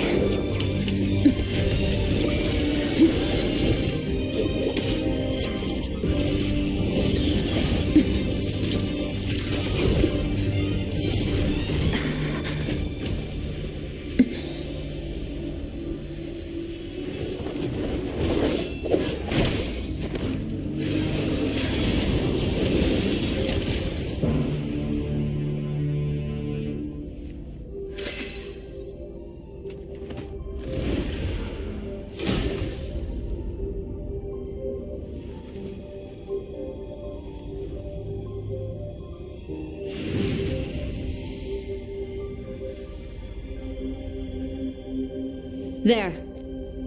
I got it back. Traveler! Skirk! What happened? It looked like Skirk just got... In the Gwali Plains, you asked me why this enemy chose you as his target. Now, the answer is clear. It's not just the fact that your strength is impressive. It's also because of your ability to, as you put it, purify abyssal power. Whatever that actually means. The fact is, that ability allowed him to do something that should have been completely impossible. Namely, break through my defenses and steal my power. No, he couldn't have known I'd come to his domain. He only stole your soul fragment because he knew the value of its power. I doubt he expected it to come in handy so soon. Call it fate, if you want. I believe that's the term they use in this world for arbitrary coincidences like this. In any case, it works to our advantage. Once I realized what he was using that power for, it gave me the chance to get back what you lost. I'll cope. Well, done gorging? Good. Time to answer some questions. How did you get the power of the all-devouring narwhal? The all-devouring narwhal? Oh, of course! Paimon knew that spike thing looked familiar. It looks just like that narwhal's horn! I highly doubt you acquired that power through your own strength. Tell me I'm wrong. You're desperate enough to scour the land for god remains and whatever vestiges of power you can find. That alone proves you wouldn't be able to defeat a creature like that. Which leaves one possibility. You know my master, the Foul, Sertologi. The Foul? Who dares call him Foul?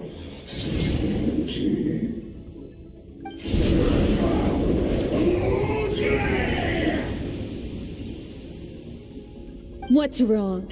Bit off more power than you can chew? You're struggling to hold a basic conversation. Just a little longer. I'm still... Look! It's back! Those obsessed with power will let it devour them before abandoning their pursuit.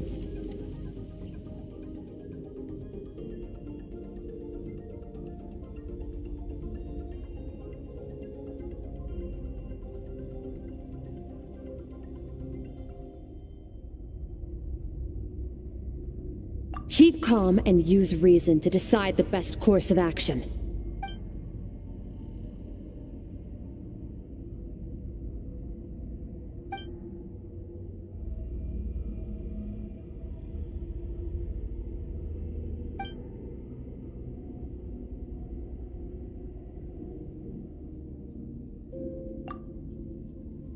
Wise decision. Final victory doesn't always come after a single battle. You've got your soul fragment back, so we both got what we came for. Let the enemy draw breath while he can. It won't be for long.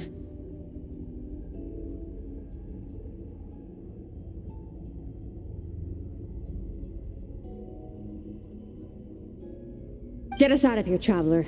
You'll need to lead the way this time.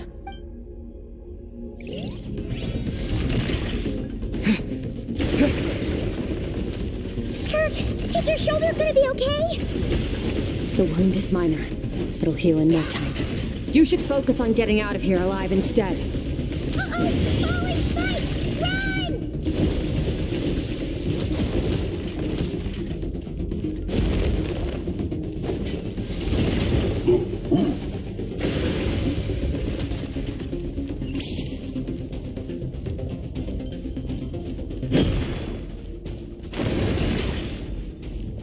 Watch out!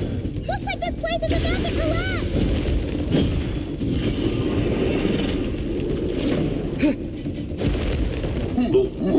So, this guy's power has something to do with the all-devouring narwhal. Did you know that all along, Skirk? I had my suspicions. That's why I decided to investigate in the first place. But suspicions only get you so far.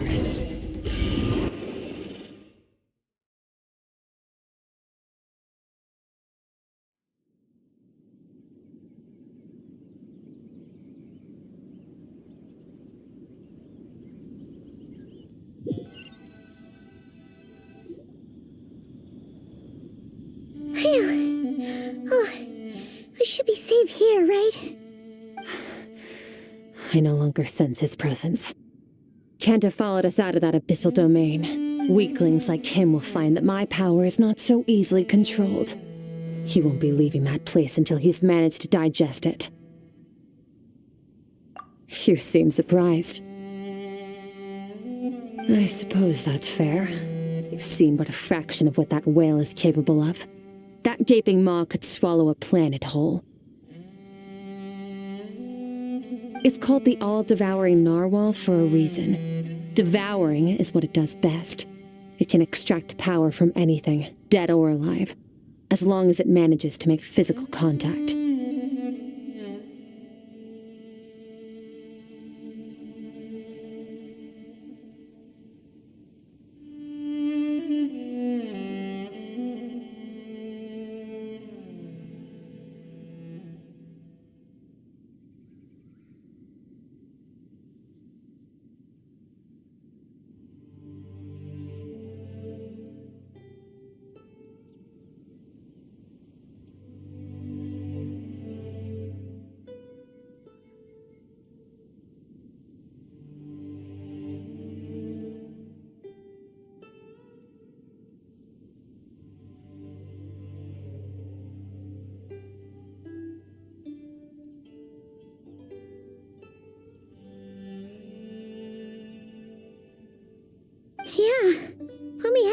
in with that thing. Villette mentioned that it has an instinct to devour.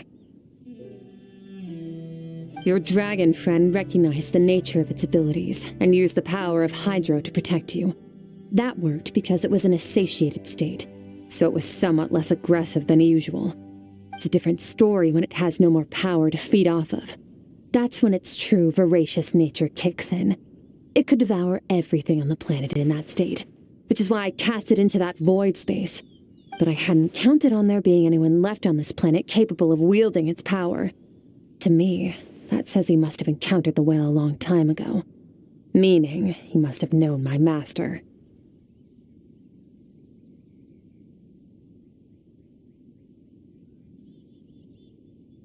Exactly. It told me everything I needed to know. Hence why I said we both got what we came for.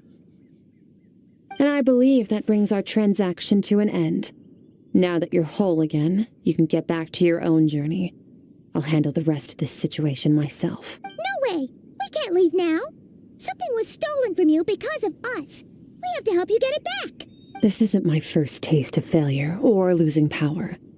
When you fall, you get back up again and become stronger. That's how it is. But what if that monster finds you before you're all better? Plus, how are you gonna get home? It's not like you can just go swoosh and open a door to the abyss again. Not without your full strength. So, sticking with us for the time being doesn't sound so bad, does it? Fair enough. Then take this. What is it? A bag of Mora. Nothing in this world is free. I know that much. I'll leave the planning to you. Hurry up and decide where to go. We shouldn't linger. We should take Skirk somewhere she can rest. But where?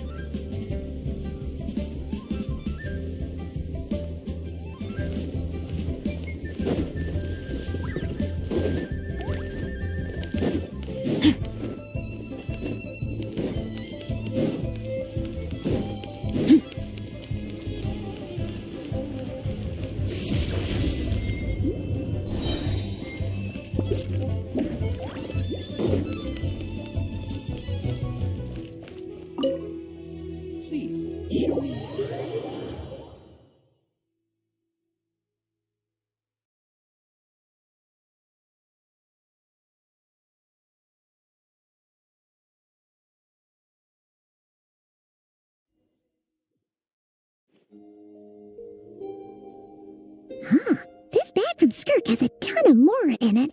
Does she have a job or something? Wait, no. After what we saw at Wamin Restaurant, that seems impossible. Can you imagine? It would go something like, I'll be collecting my paycheck now, boss. Oh, sure thing. Wait, who are you? Have we met? Can't hold a job if you make everyone forget about you. So, what did you do to get all this Mora? Claimed some buried treasure, took care of a few monsters that were causing trouble. Nothing untoward. It's safe to use. You heard all that? A sonorous voice like yours is hard to miss. I wouldn't be surprised if the sound of it traveled to the nearest mountaintop. Then, did you by chance happen to hear Paimon's little, joke? You mean when you called me Frosty the Lavender Melon? No, sorry. Paimon totally misspoke just now.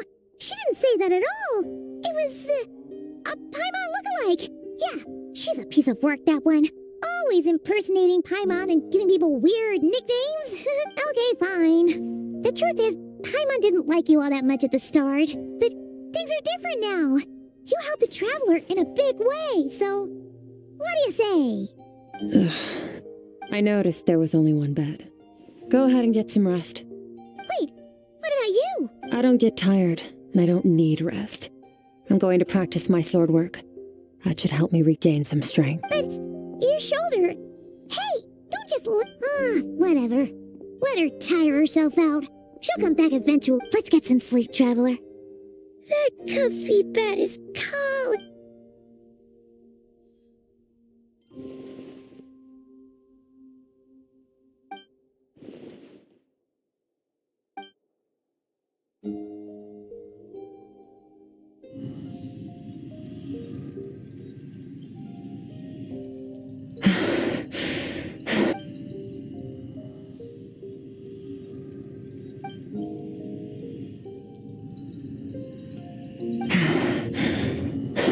Quiet.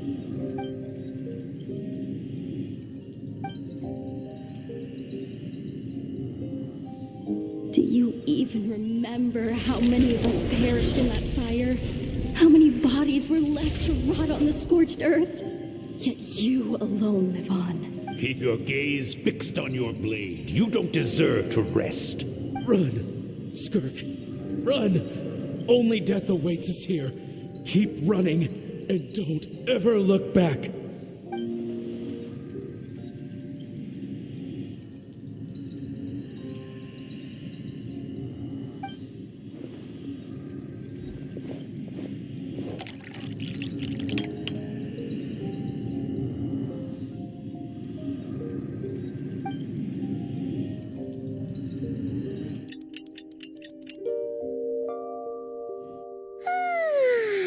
Getting an early night's sleep is the best.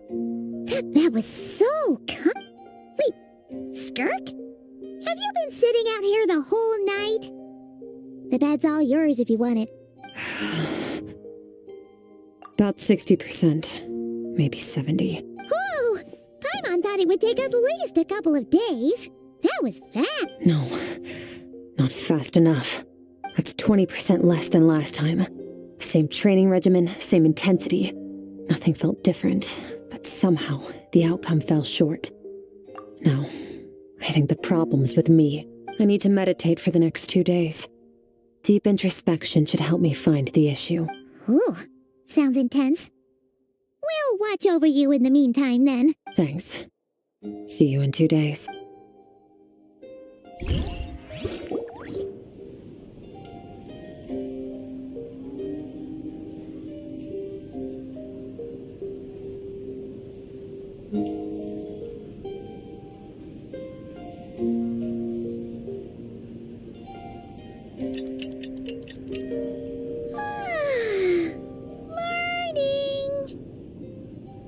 Skirk is still meditating, huh? It's been 2 days already. Shouldn't she be awake by now? Paimon can't think of anything we can do to help. Oh, wait! Breakfast! That's it! Paimon will go get breakfast! Skirk is gonna be starving when she wakes up. Be right back.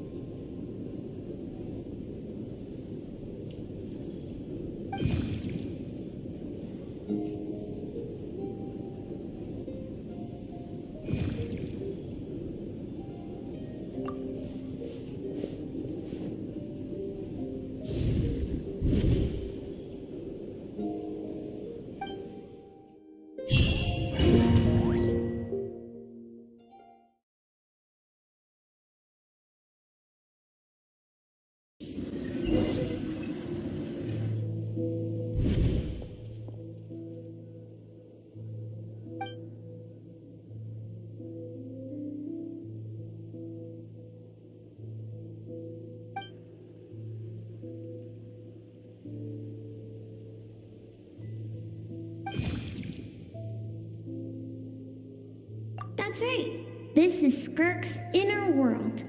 Think of it as the threshold between the soul and dreams. This isn't your first time here, but what you remember is probably a space covered in darkness. I only managed to illuminate a small portion for you back then. Actually, it's my first time talking to someone like this. I only managed to break free and bring you here because the injury weakened her power. I guess that's why I can speak again to call it fate if you want. I think that's the word they use in this world for lucky coincidences like this. Now, before I take you to her, I gotta ask. You're the first outside visitor to ever come here, so what's your impression of this place? Oh, you noticed. This river represents Skirk's strength. Strength accumulates over time. It is the summation of a person's lived experience. So this river is where all the fragments of Skirk's life should converge into a single stream of memories and emotions, flowing forward as one. But as you can see, this river has been severed numerous times. It's because Skirk doesn't like who she was in the past, when all she sees reflected in the river is a disgraceful shadow of who she was. She cuts through water and rock with the sword of reason, severs her connection with the past, and begins anew. You must learn to shut out all the pointless emotion, crush the self that makes you weak, and become master over your physical form. This isn't my first taste of failure or losing power. When you fall, you get back up again and become stronger. That's how it is.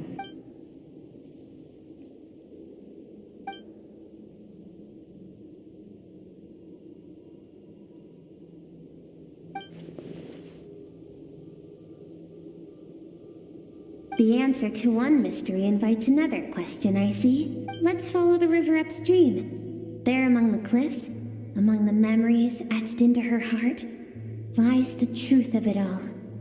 Soon, you'll understand everything.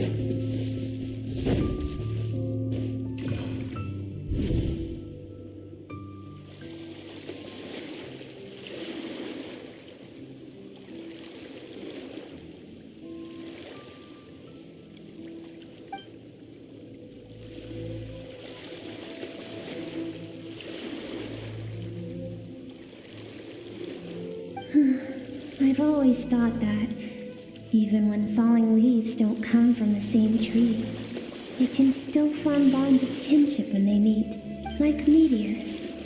You both made a journey through the stars, both travelers who have landed on a planet that is not your home. Yet, when she first noticed your presence, although she hesitated for a moment, she still chose to walk away, indifferent as ever.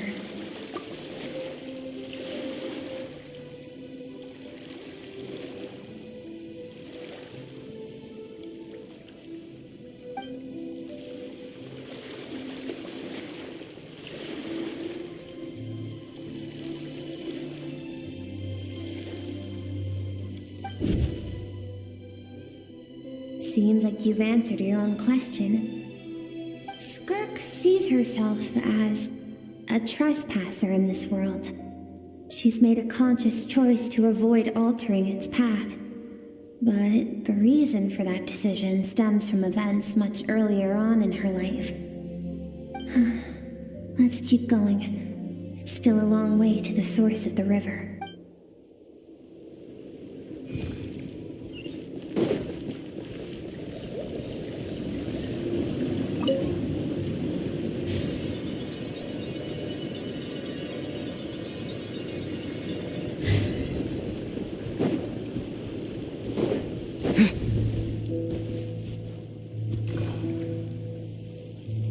You now have what it takes to wield immense power. From this day forth, I shall teach you no more. No one can become a worthy warrior through imitation alone. I have given you fangs and claws. Now, you must learn to hunt.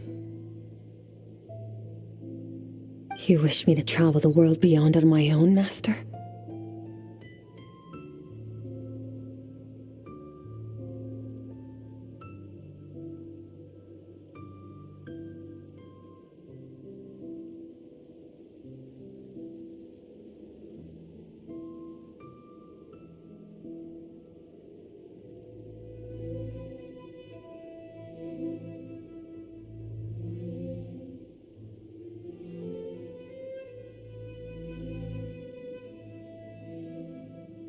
Indeed.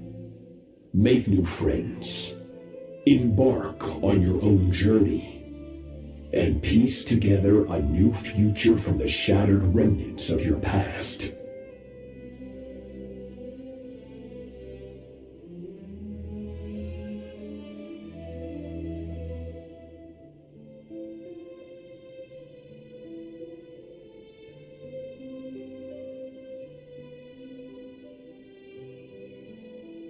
We will still have contact through the abyss. But know this. One day, I will take the life you worked so hard to rebuild and reduce it to ashes. Just like the fire that haunts your mind. Why do you do that? I have told you before. Fear is the catalyst for human evolution. You have tasted loss. You have known fear, so deep it can be felt in the bones. But as living beings, we all have an instinct to detach from that which harms us. And thus pain dampens over time, and the acrid taste of fear becomes but a distant memory. Yet now, I have bestowed upon you the gift of fear eternal. It will drown you in the nightmare of your childhood, or it shall drive you to defeat me, whatever the cost.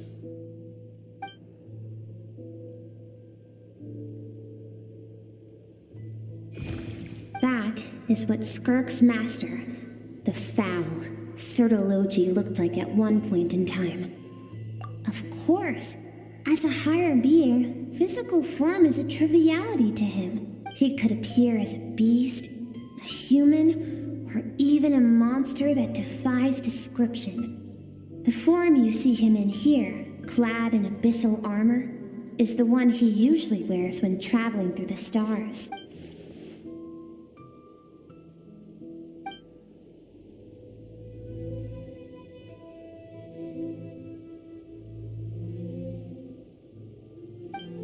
For certain reasons, I need to bridge the power gap between me and my master as quickly as possible. But first, I need to understand the source of his strength. To do that, I need to follow in his footsteps, walk the path he once walked, and somewhere along the way, I'll find out how to defeat him. That is my sole focus and purpose.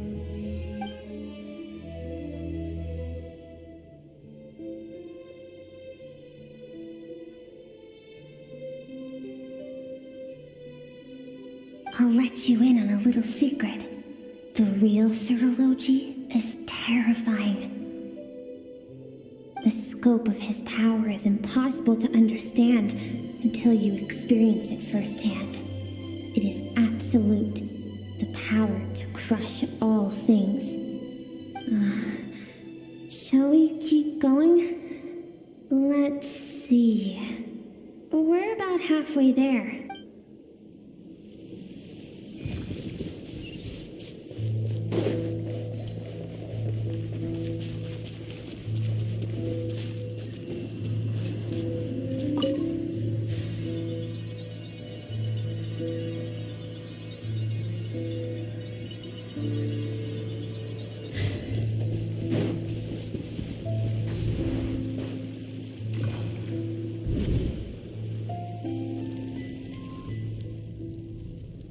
We've made it quite a ways already. This is Skirk, when she first began training under Sertology. I have set your broken wrist. Tomorrow, you're to train twice as hard. No tears this time. Good. Attempting to garner sympathy through tears is a habit of the weak. A pitiful, useless ploy. Can I ask a question, Master? Why did you save me? I keep thinking, maybe it would be better if I had died. I wouldn't be haunted by that fire all the time. I wouldn't have to go on like this. I saved you because I have a plan for you. It has been too long since I fought a battle that demanded my full strength, and I hunger for it. Every so-called genius and prodigy I have faced has crumbled like sand underfoot. Before me, even fate bends the knee. So, I will teach you everything I know. Train you by whatever means necessary, in the hope that one day you might surprise me. But I don't want to draw my sword against you, Master. What you want matters little. Among the boundless sea of stars, the cries of the weak are but faint murmurs that disappear into the void. You of all people know that well. Yes, Master. From that day forward, all she knew was grueling training, emptiness, and fatigue. After some time, her talent bloomed, and she gained control over her emotions, like her master. How should I put it? It was not that human emotion disappeared from her heart, but that reason came to dictate all she was allowed to feel. I suppose it was at this point that she became the Skirk you know today.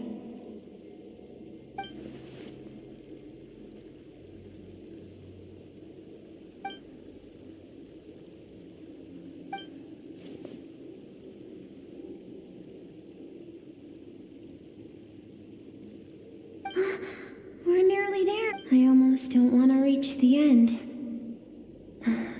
Well, shall we?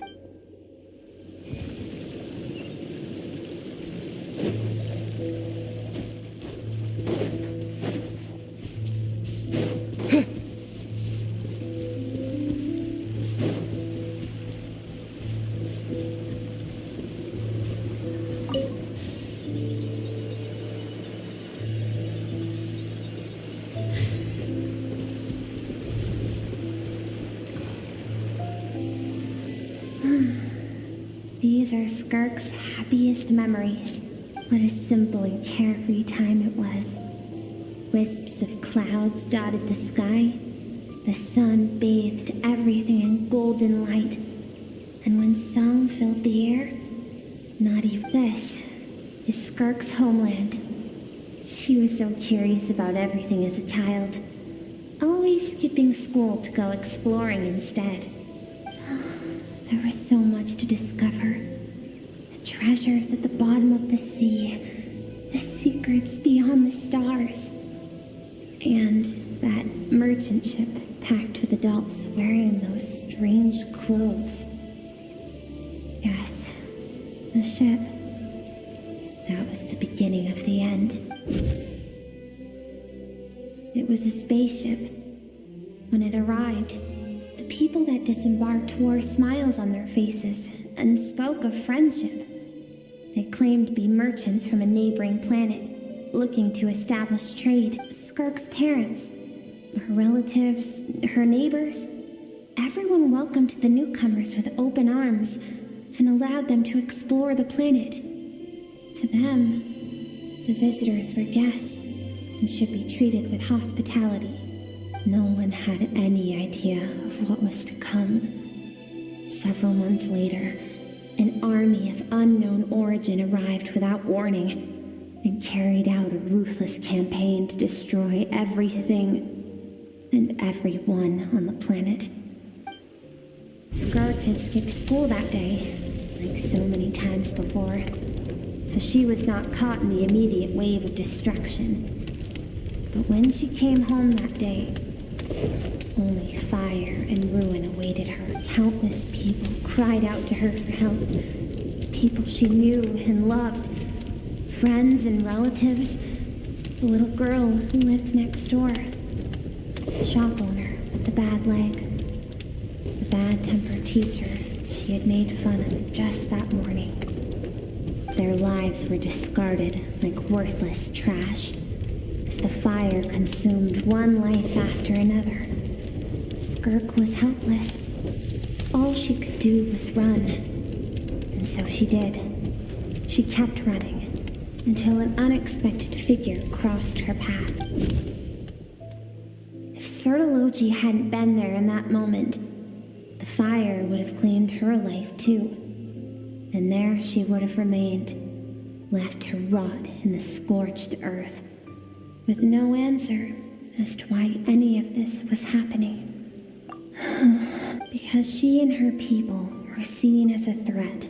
As the initial merchant ship explored the planet, they discovered that it hadn't always had the condition to support life. Yet there was evidence of human activity, even during the periods of extreme heat or cold in the past. Further research revealed that, over time, the people of this planet had evolved the ability to adapt to any type of environment or energy source. For that reason, the outsiders viewed them as a potential threat and decided to eliminate them before the threat could rear its head. And so, the army was called, and the so-called danger was wiped from the face of the planet. Senseless, isn't it? Deemed a threat because of a gift they didn't even know they had. Perhaps it was their own innocence and kindness that doomed them. But in the end, that was lost to the blaze as well. If those with power get to decide good and evil, then all you can trust in is the sword in your hand. And so, before death could claim her, she ran. She ran and never stopped. No one wants to relive their most painful moments. Well, that brings us to the end of the story. This is as far as we can go. Skirk is waiting over there. For both of us. Let's go to her. It's time to fulfill my purpose. And my greatest wish over all these years.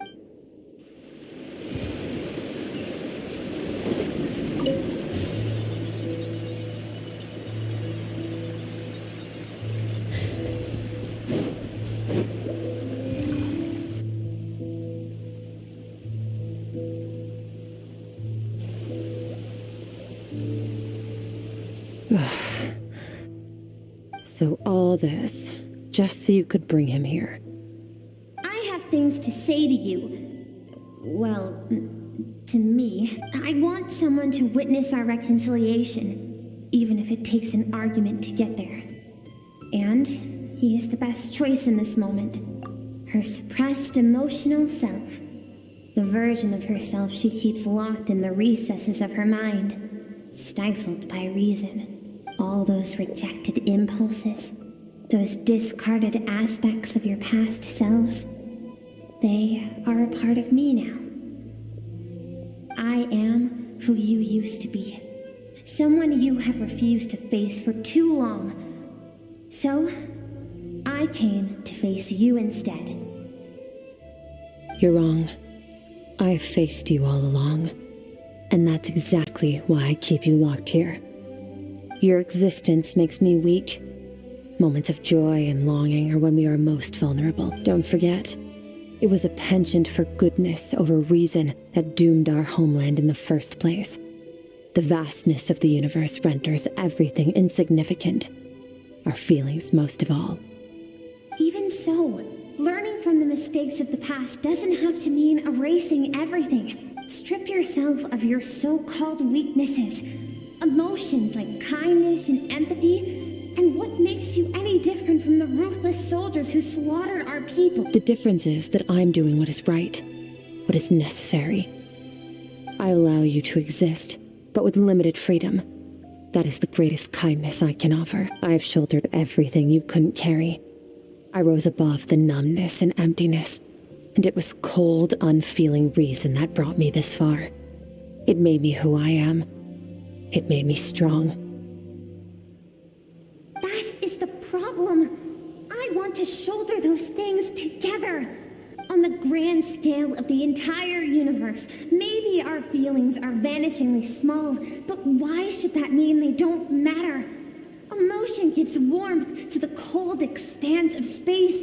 It gives meaning to the world around us. Think back to those nights of gazing at the stars, those afternoons of exploring the unknown. Think back and let them grant you peace.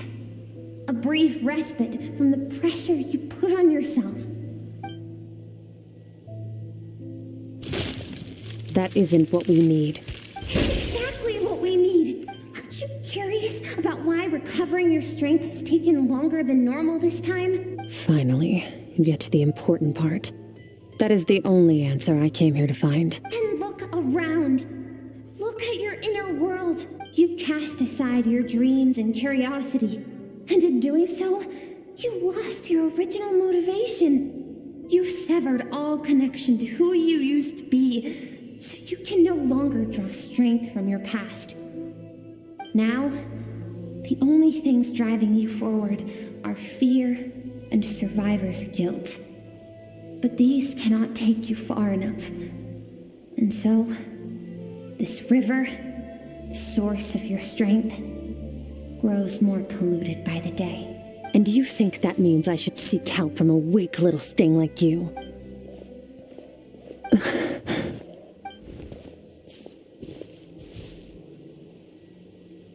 Thank you for saying that. I knew bringing you here would be the right choice. To be honest, I'm not here to argue with you. This isn't about who's right or wrong. And in fact, I agree that in order to make it through the wake of that tragedy, we had to distance ourselves from the pain through reason over emotion. But what is right at one point in time isn't always right forever. I know you will never forget that fire. I know the fact that you were the sole survivor fills you with guilt. And I know that among the voices that haunt you, mine is there too. Because deep down, you know that you didn't turn out to be the person you wanted to be. All those unfulfilled hopes are like knives to the heart. And I don't want you to hurt anymore. So even if you can't accept me, I hope, at least, that you can let go. I keep thinking, maybe it would be better if I had died. I wouldn't be haunted by that fire all the time. I wouldn't have to go on like this. Your dad and I, we're not afraid to stare death in the face, but we need you to survive.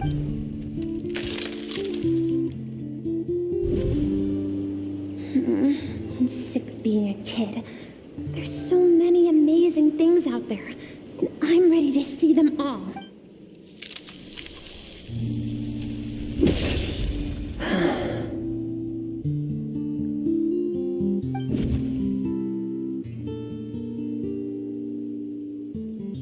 I remember. There was a song Mom and Dad always sang when we went out to fetch water. Dancing water. The sand along your path is begging for your song and movement. Will you carry this burden with you on your journey?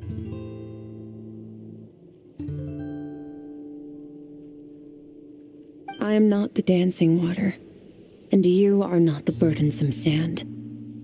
But if this is your wish, then I will carry you with me until the end.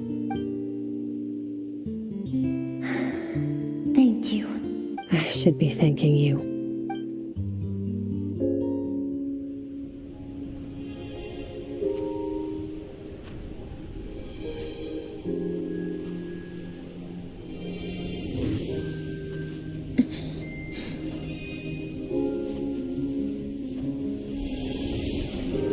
Run, Skirk, run! Remember, leave no one alive! Heed my words, Skirk. Let fear take root in your soul. Did you survive? Why was it only you? Skirk, did you become a positive light in this world?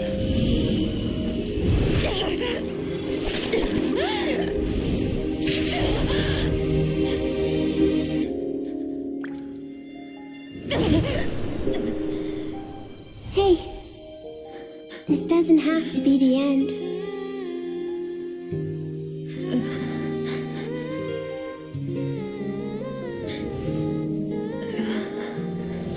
Life is a gift. Don't let darkness claim it.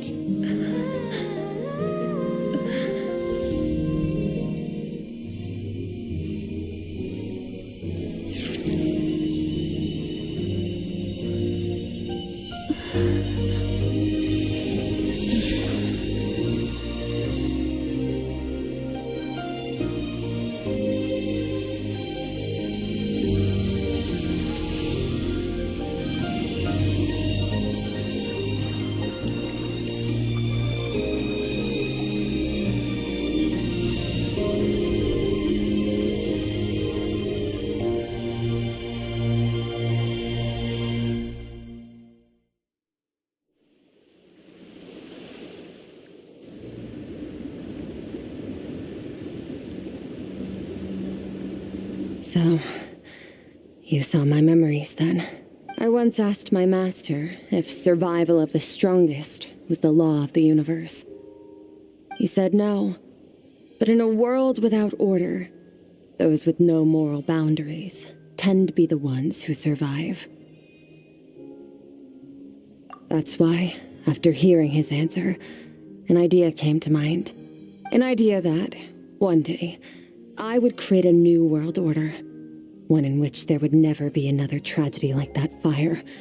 One in which power was not the law of the land. But that means I must defeat him. Because my master, Sir Lofi, is, at the core, a defier of all rules and order. Yes, and not just because of the gap in our abilities, but also because I have no reason to see him as an enemy. Although his decision to train me was not made out of kindness, he did everything a master should. He saved my life, taught me the sword and the principles of strength. And for that, I respect him. I know. And it's not something I want. But Master never goes back on his word. I have to treat everything he says as a promise. He's no longer into that. But he sends me messages through the abyss every now and then. Most of them are simple greetings, or an answer to one of my questions.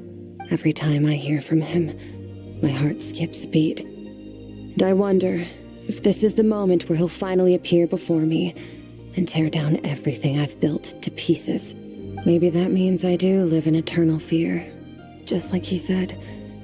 Yes, I respect him, but I'm also afraid of him.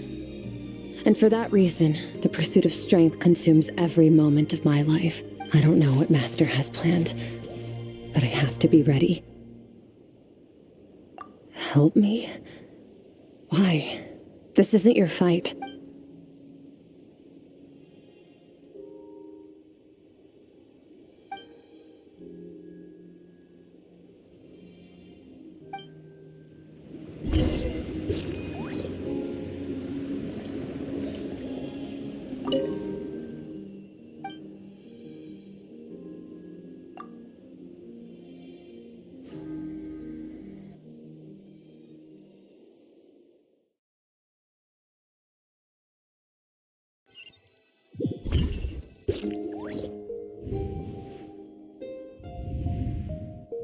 Oh, you're finally awake! Honestly, Paimon was gone for like 2 seconds and then she comes back and finds you both unconscious? Oh, you scared Paimon half to death. You're both okay, right? What does it look like?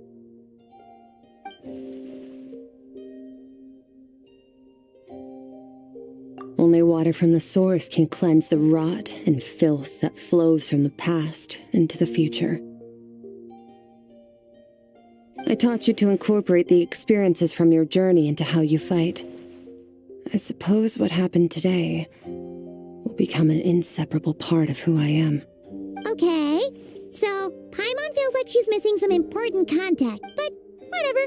Paimon brought back tons of delicious snacks! Let's dig in!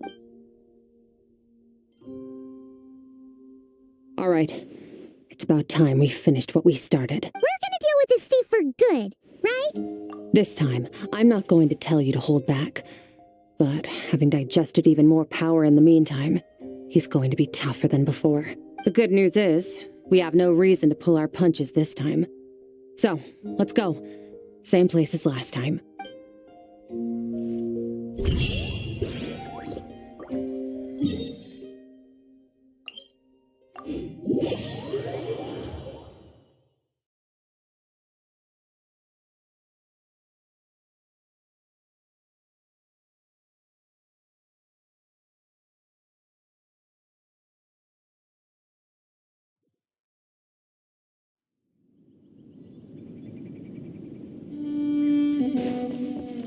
Merciless.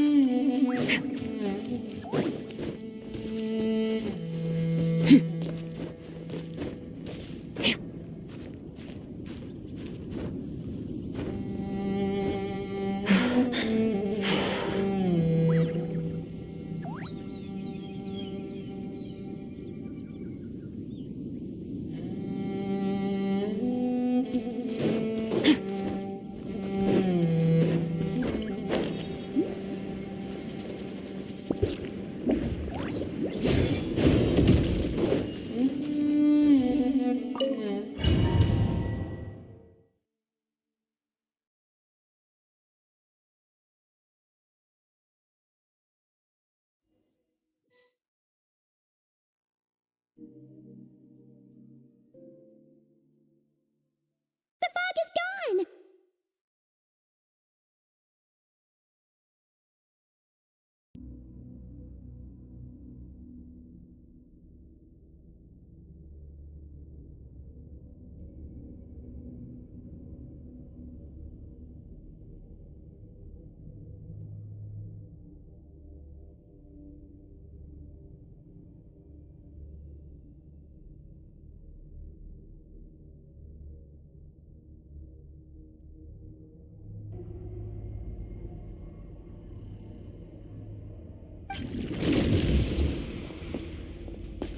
Wait, isn't that the form the all-devouring narwhal changed into?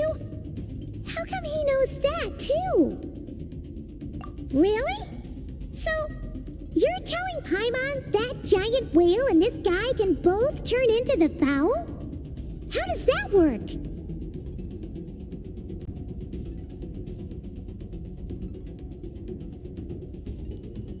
It's a subconscious instinct. Any intelligent being who longs for his level of strength is bound to mimic his appearance.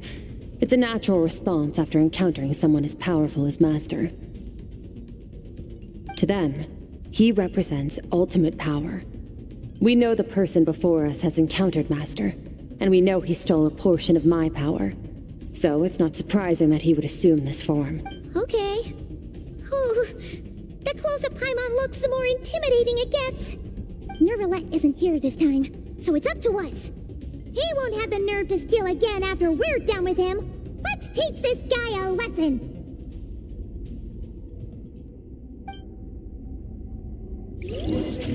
Eternal, infinite, Water jet! lasting. Paradigm shift!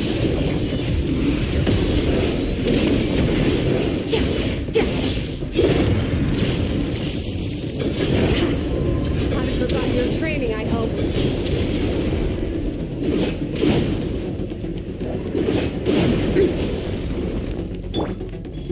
Wipe out!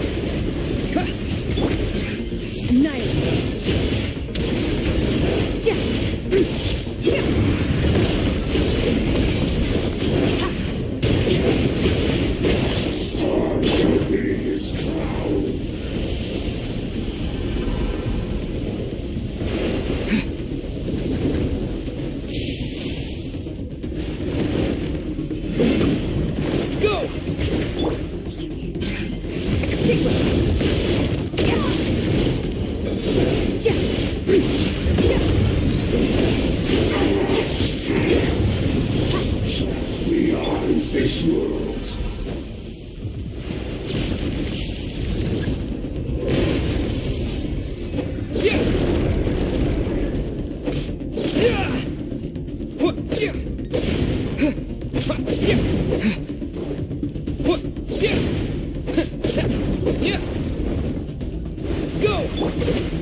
Annihilate!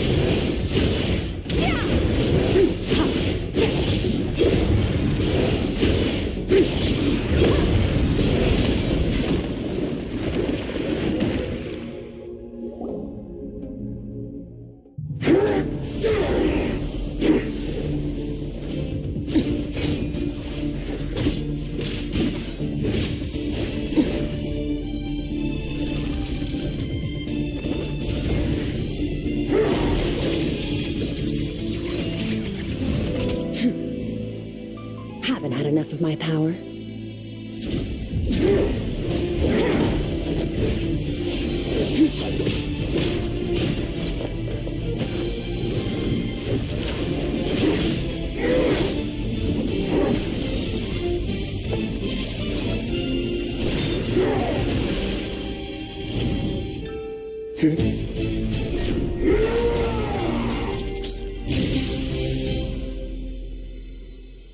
Well then, let's see how much more of this power you can handle.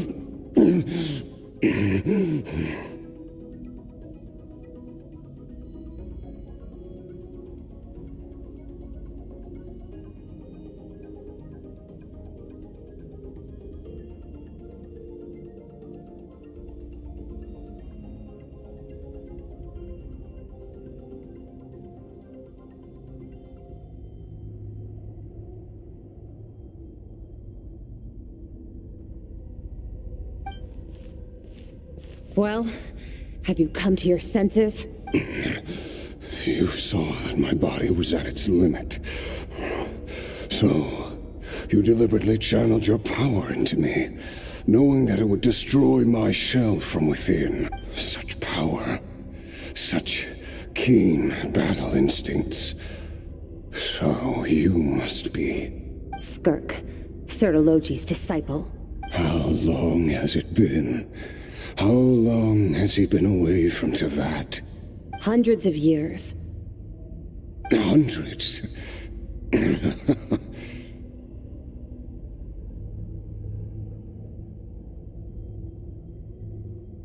Sorry, it's a lot to take in.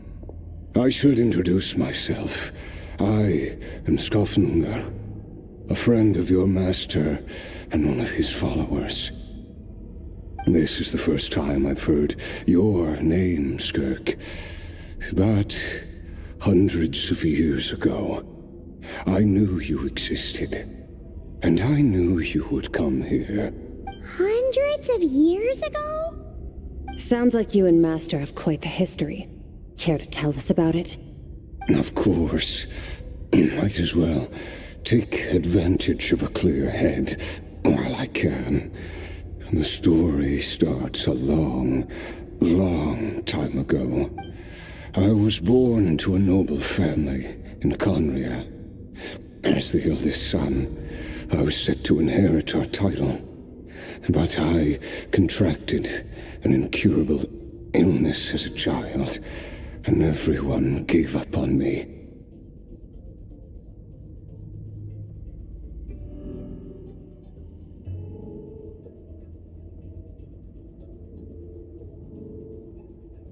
I trained the sword harder than anyone else, defeated all of my peers. But it was all in vain. When other people looked at me, all I saw in their eyes was pity or a strange glee in my misfortune. Even my parents were just waiting for me to die. Over time, my heart hardened, and I became aimless.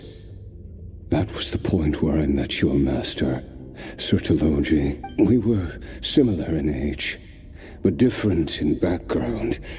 He was born in prison, the son of criminals who had been sentenced to death. He spent his childhood wandering the streets, facing more criticism than the literary works in the Universitas Magistrorum.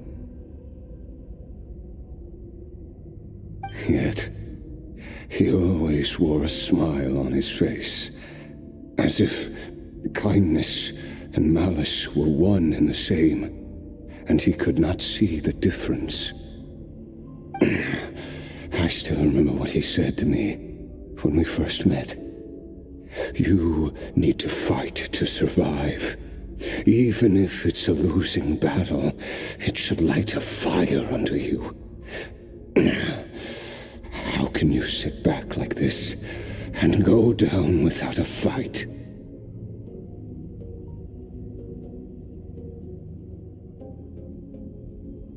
That does sound like something he would say.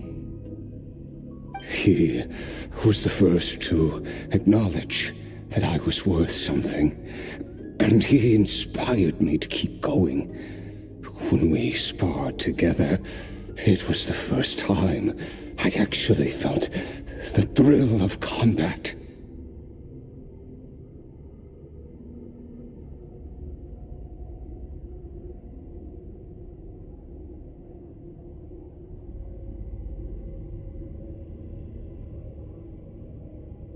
When I was 10, he stole forbidden research materials and managed to cure my illness. It was like there was nothing in this world he couldn't accomplish. When it came to the human form, he was always intent on pushing the boundaries of possibility.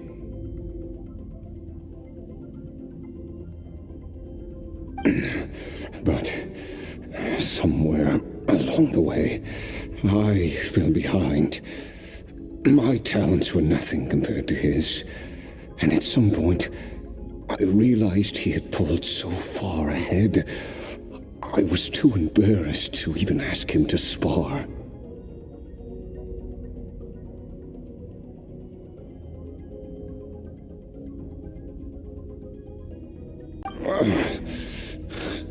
After his grand endeavor was successful, he sought me out and said to me, "This planet no longer holds anything of interest to me, so I'm leaving.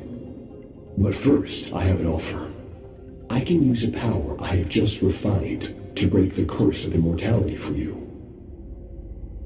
Your death was once what we worked so hard to prevent. But the immortality you now face is a different kind of pain altogether." I'll pass. Immortality doesn't sound so bad to me. Since I can't die, it means I have an infinite amount of time to get stronger. Maybe I'll finally catch up to you one day, and we can spar like we used to. Are you sure? I cannot say when I will return. Your body, or rather, your soul, might not be able to withstand this curse. All I can do is try. After all, a wise man once told me, people need to fight for their own survival. Wise indeed. Nevertheless, if you grow weary of the pain of immortality, and wish to experience a good sparring match before you wither away, seek out my disciple. Disciple? Never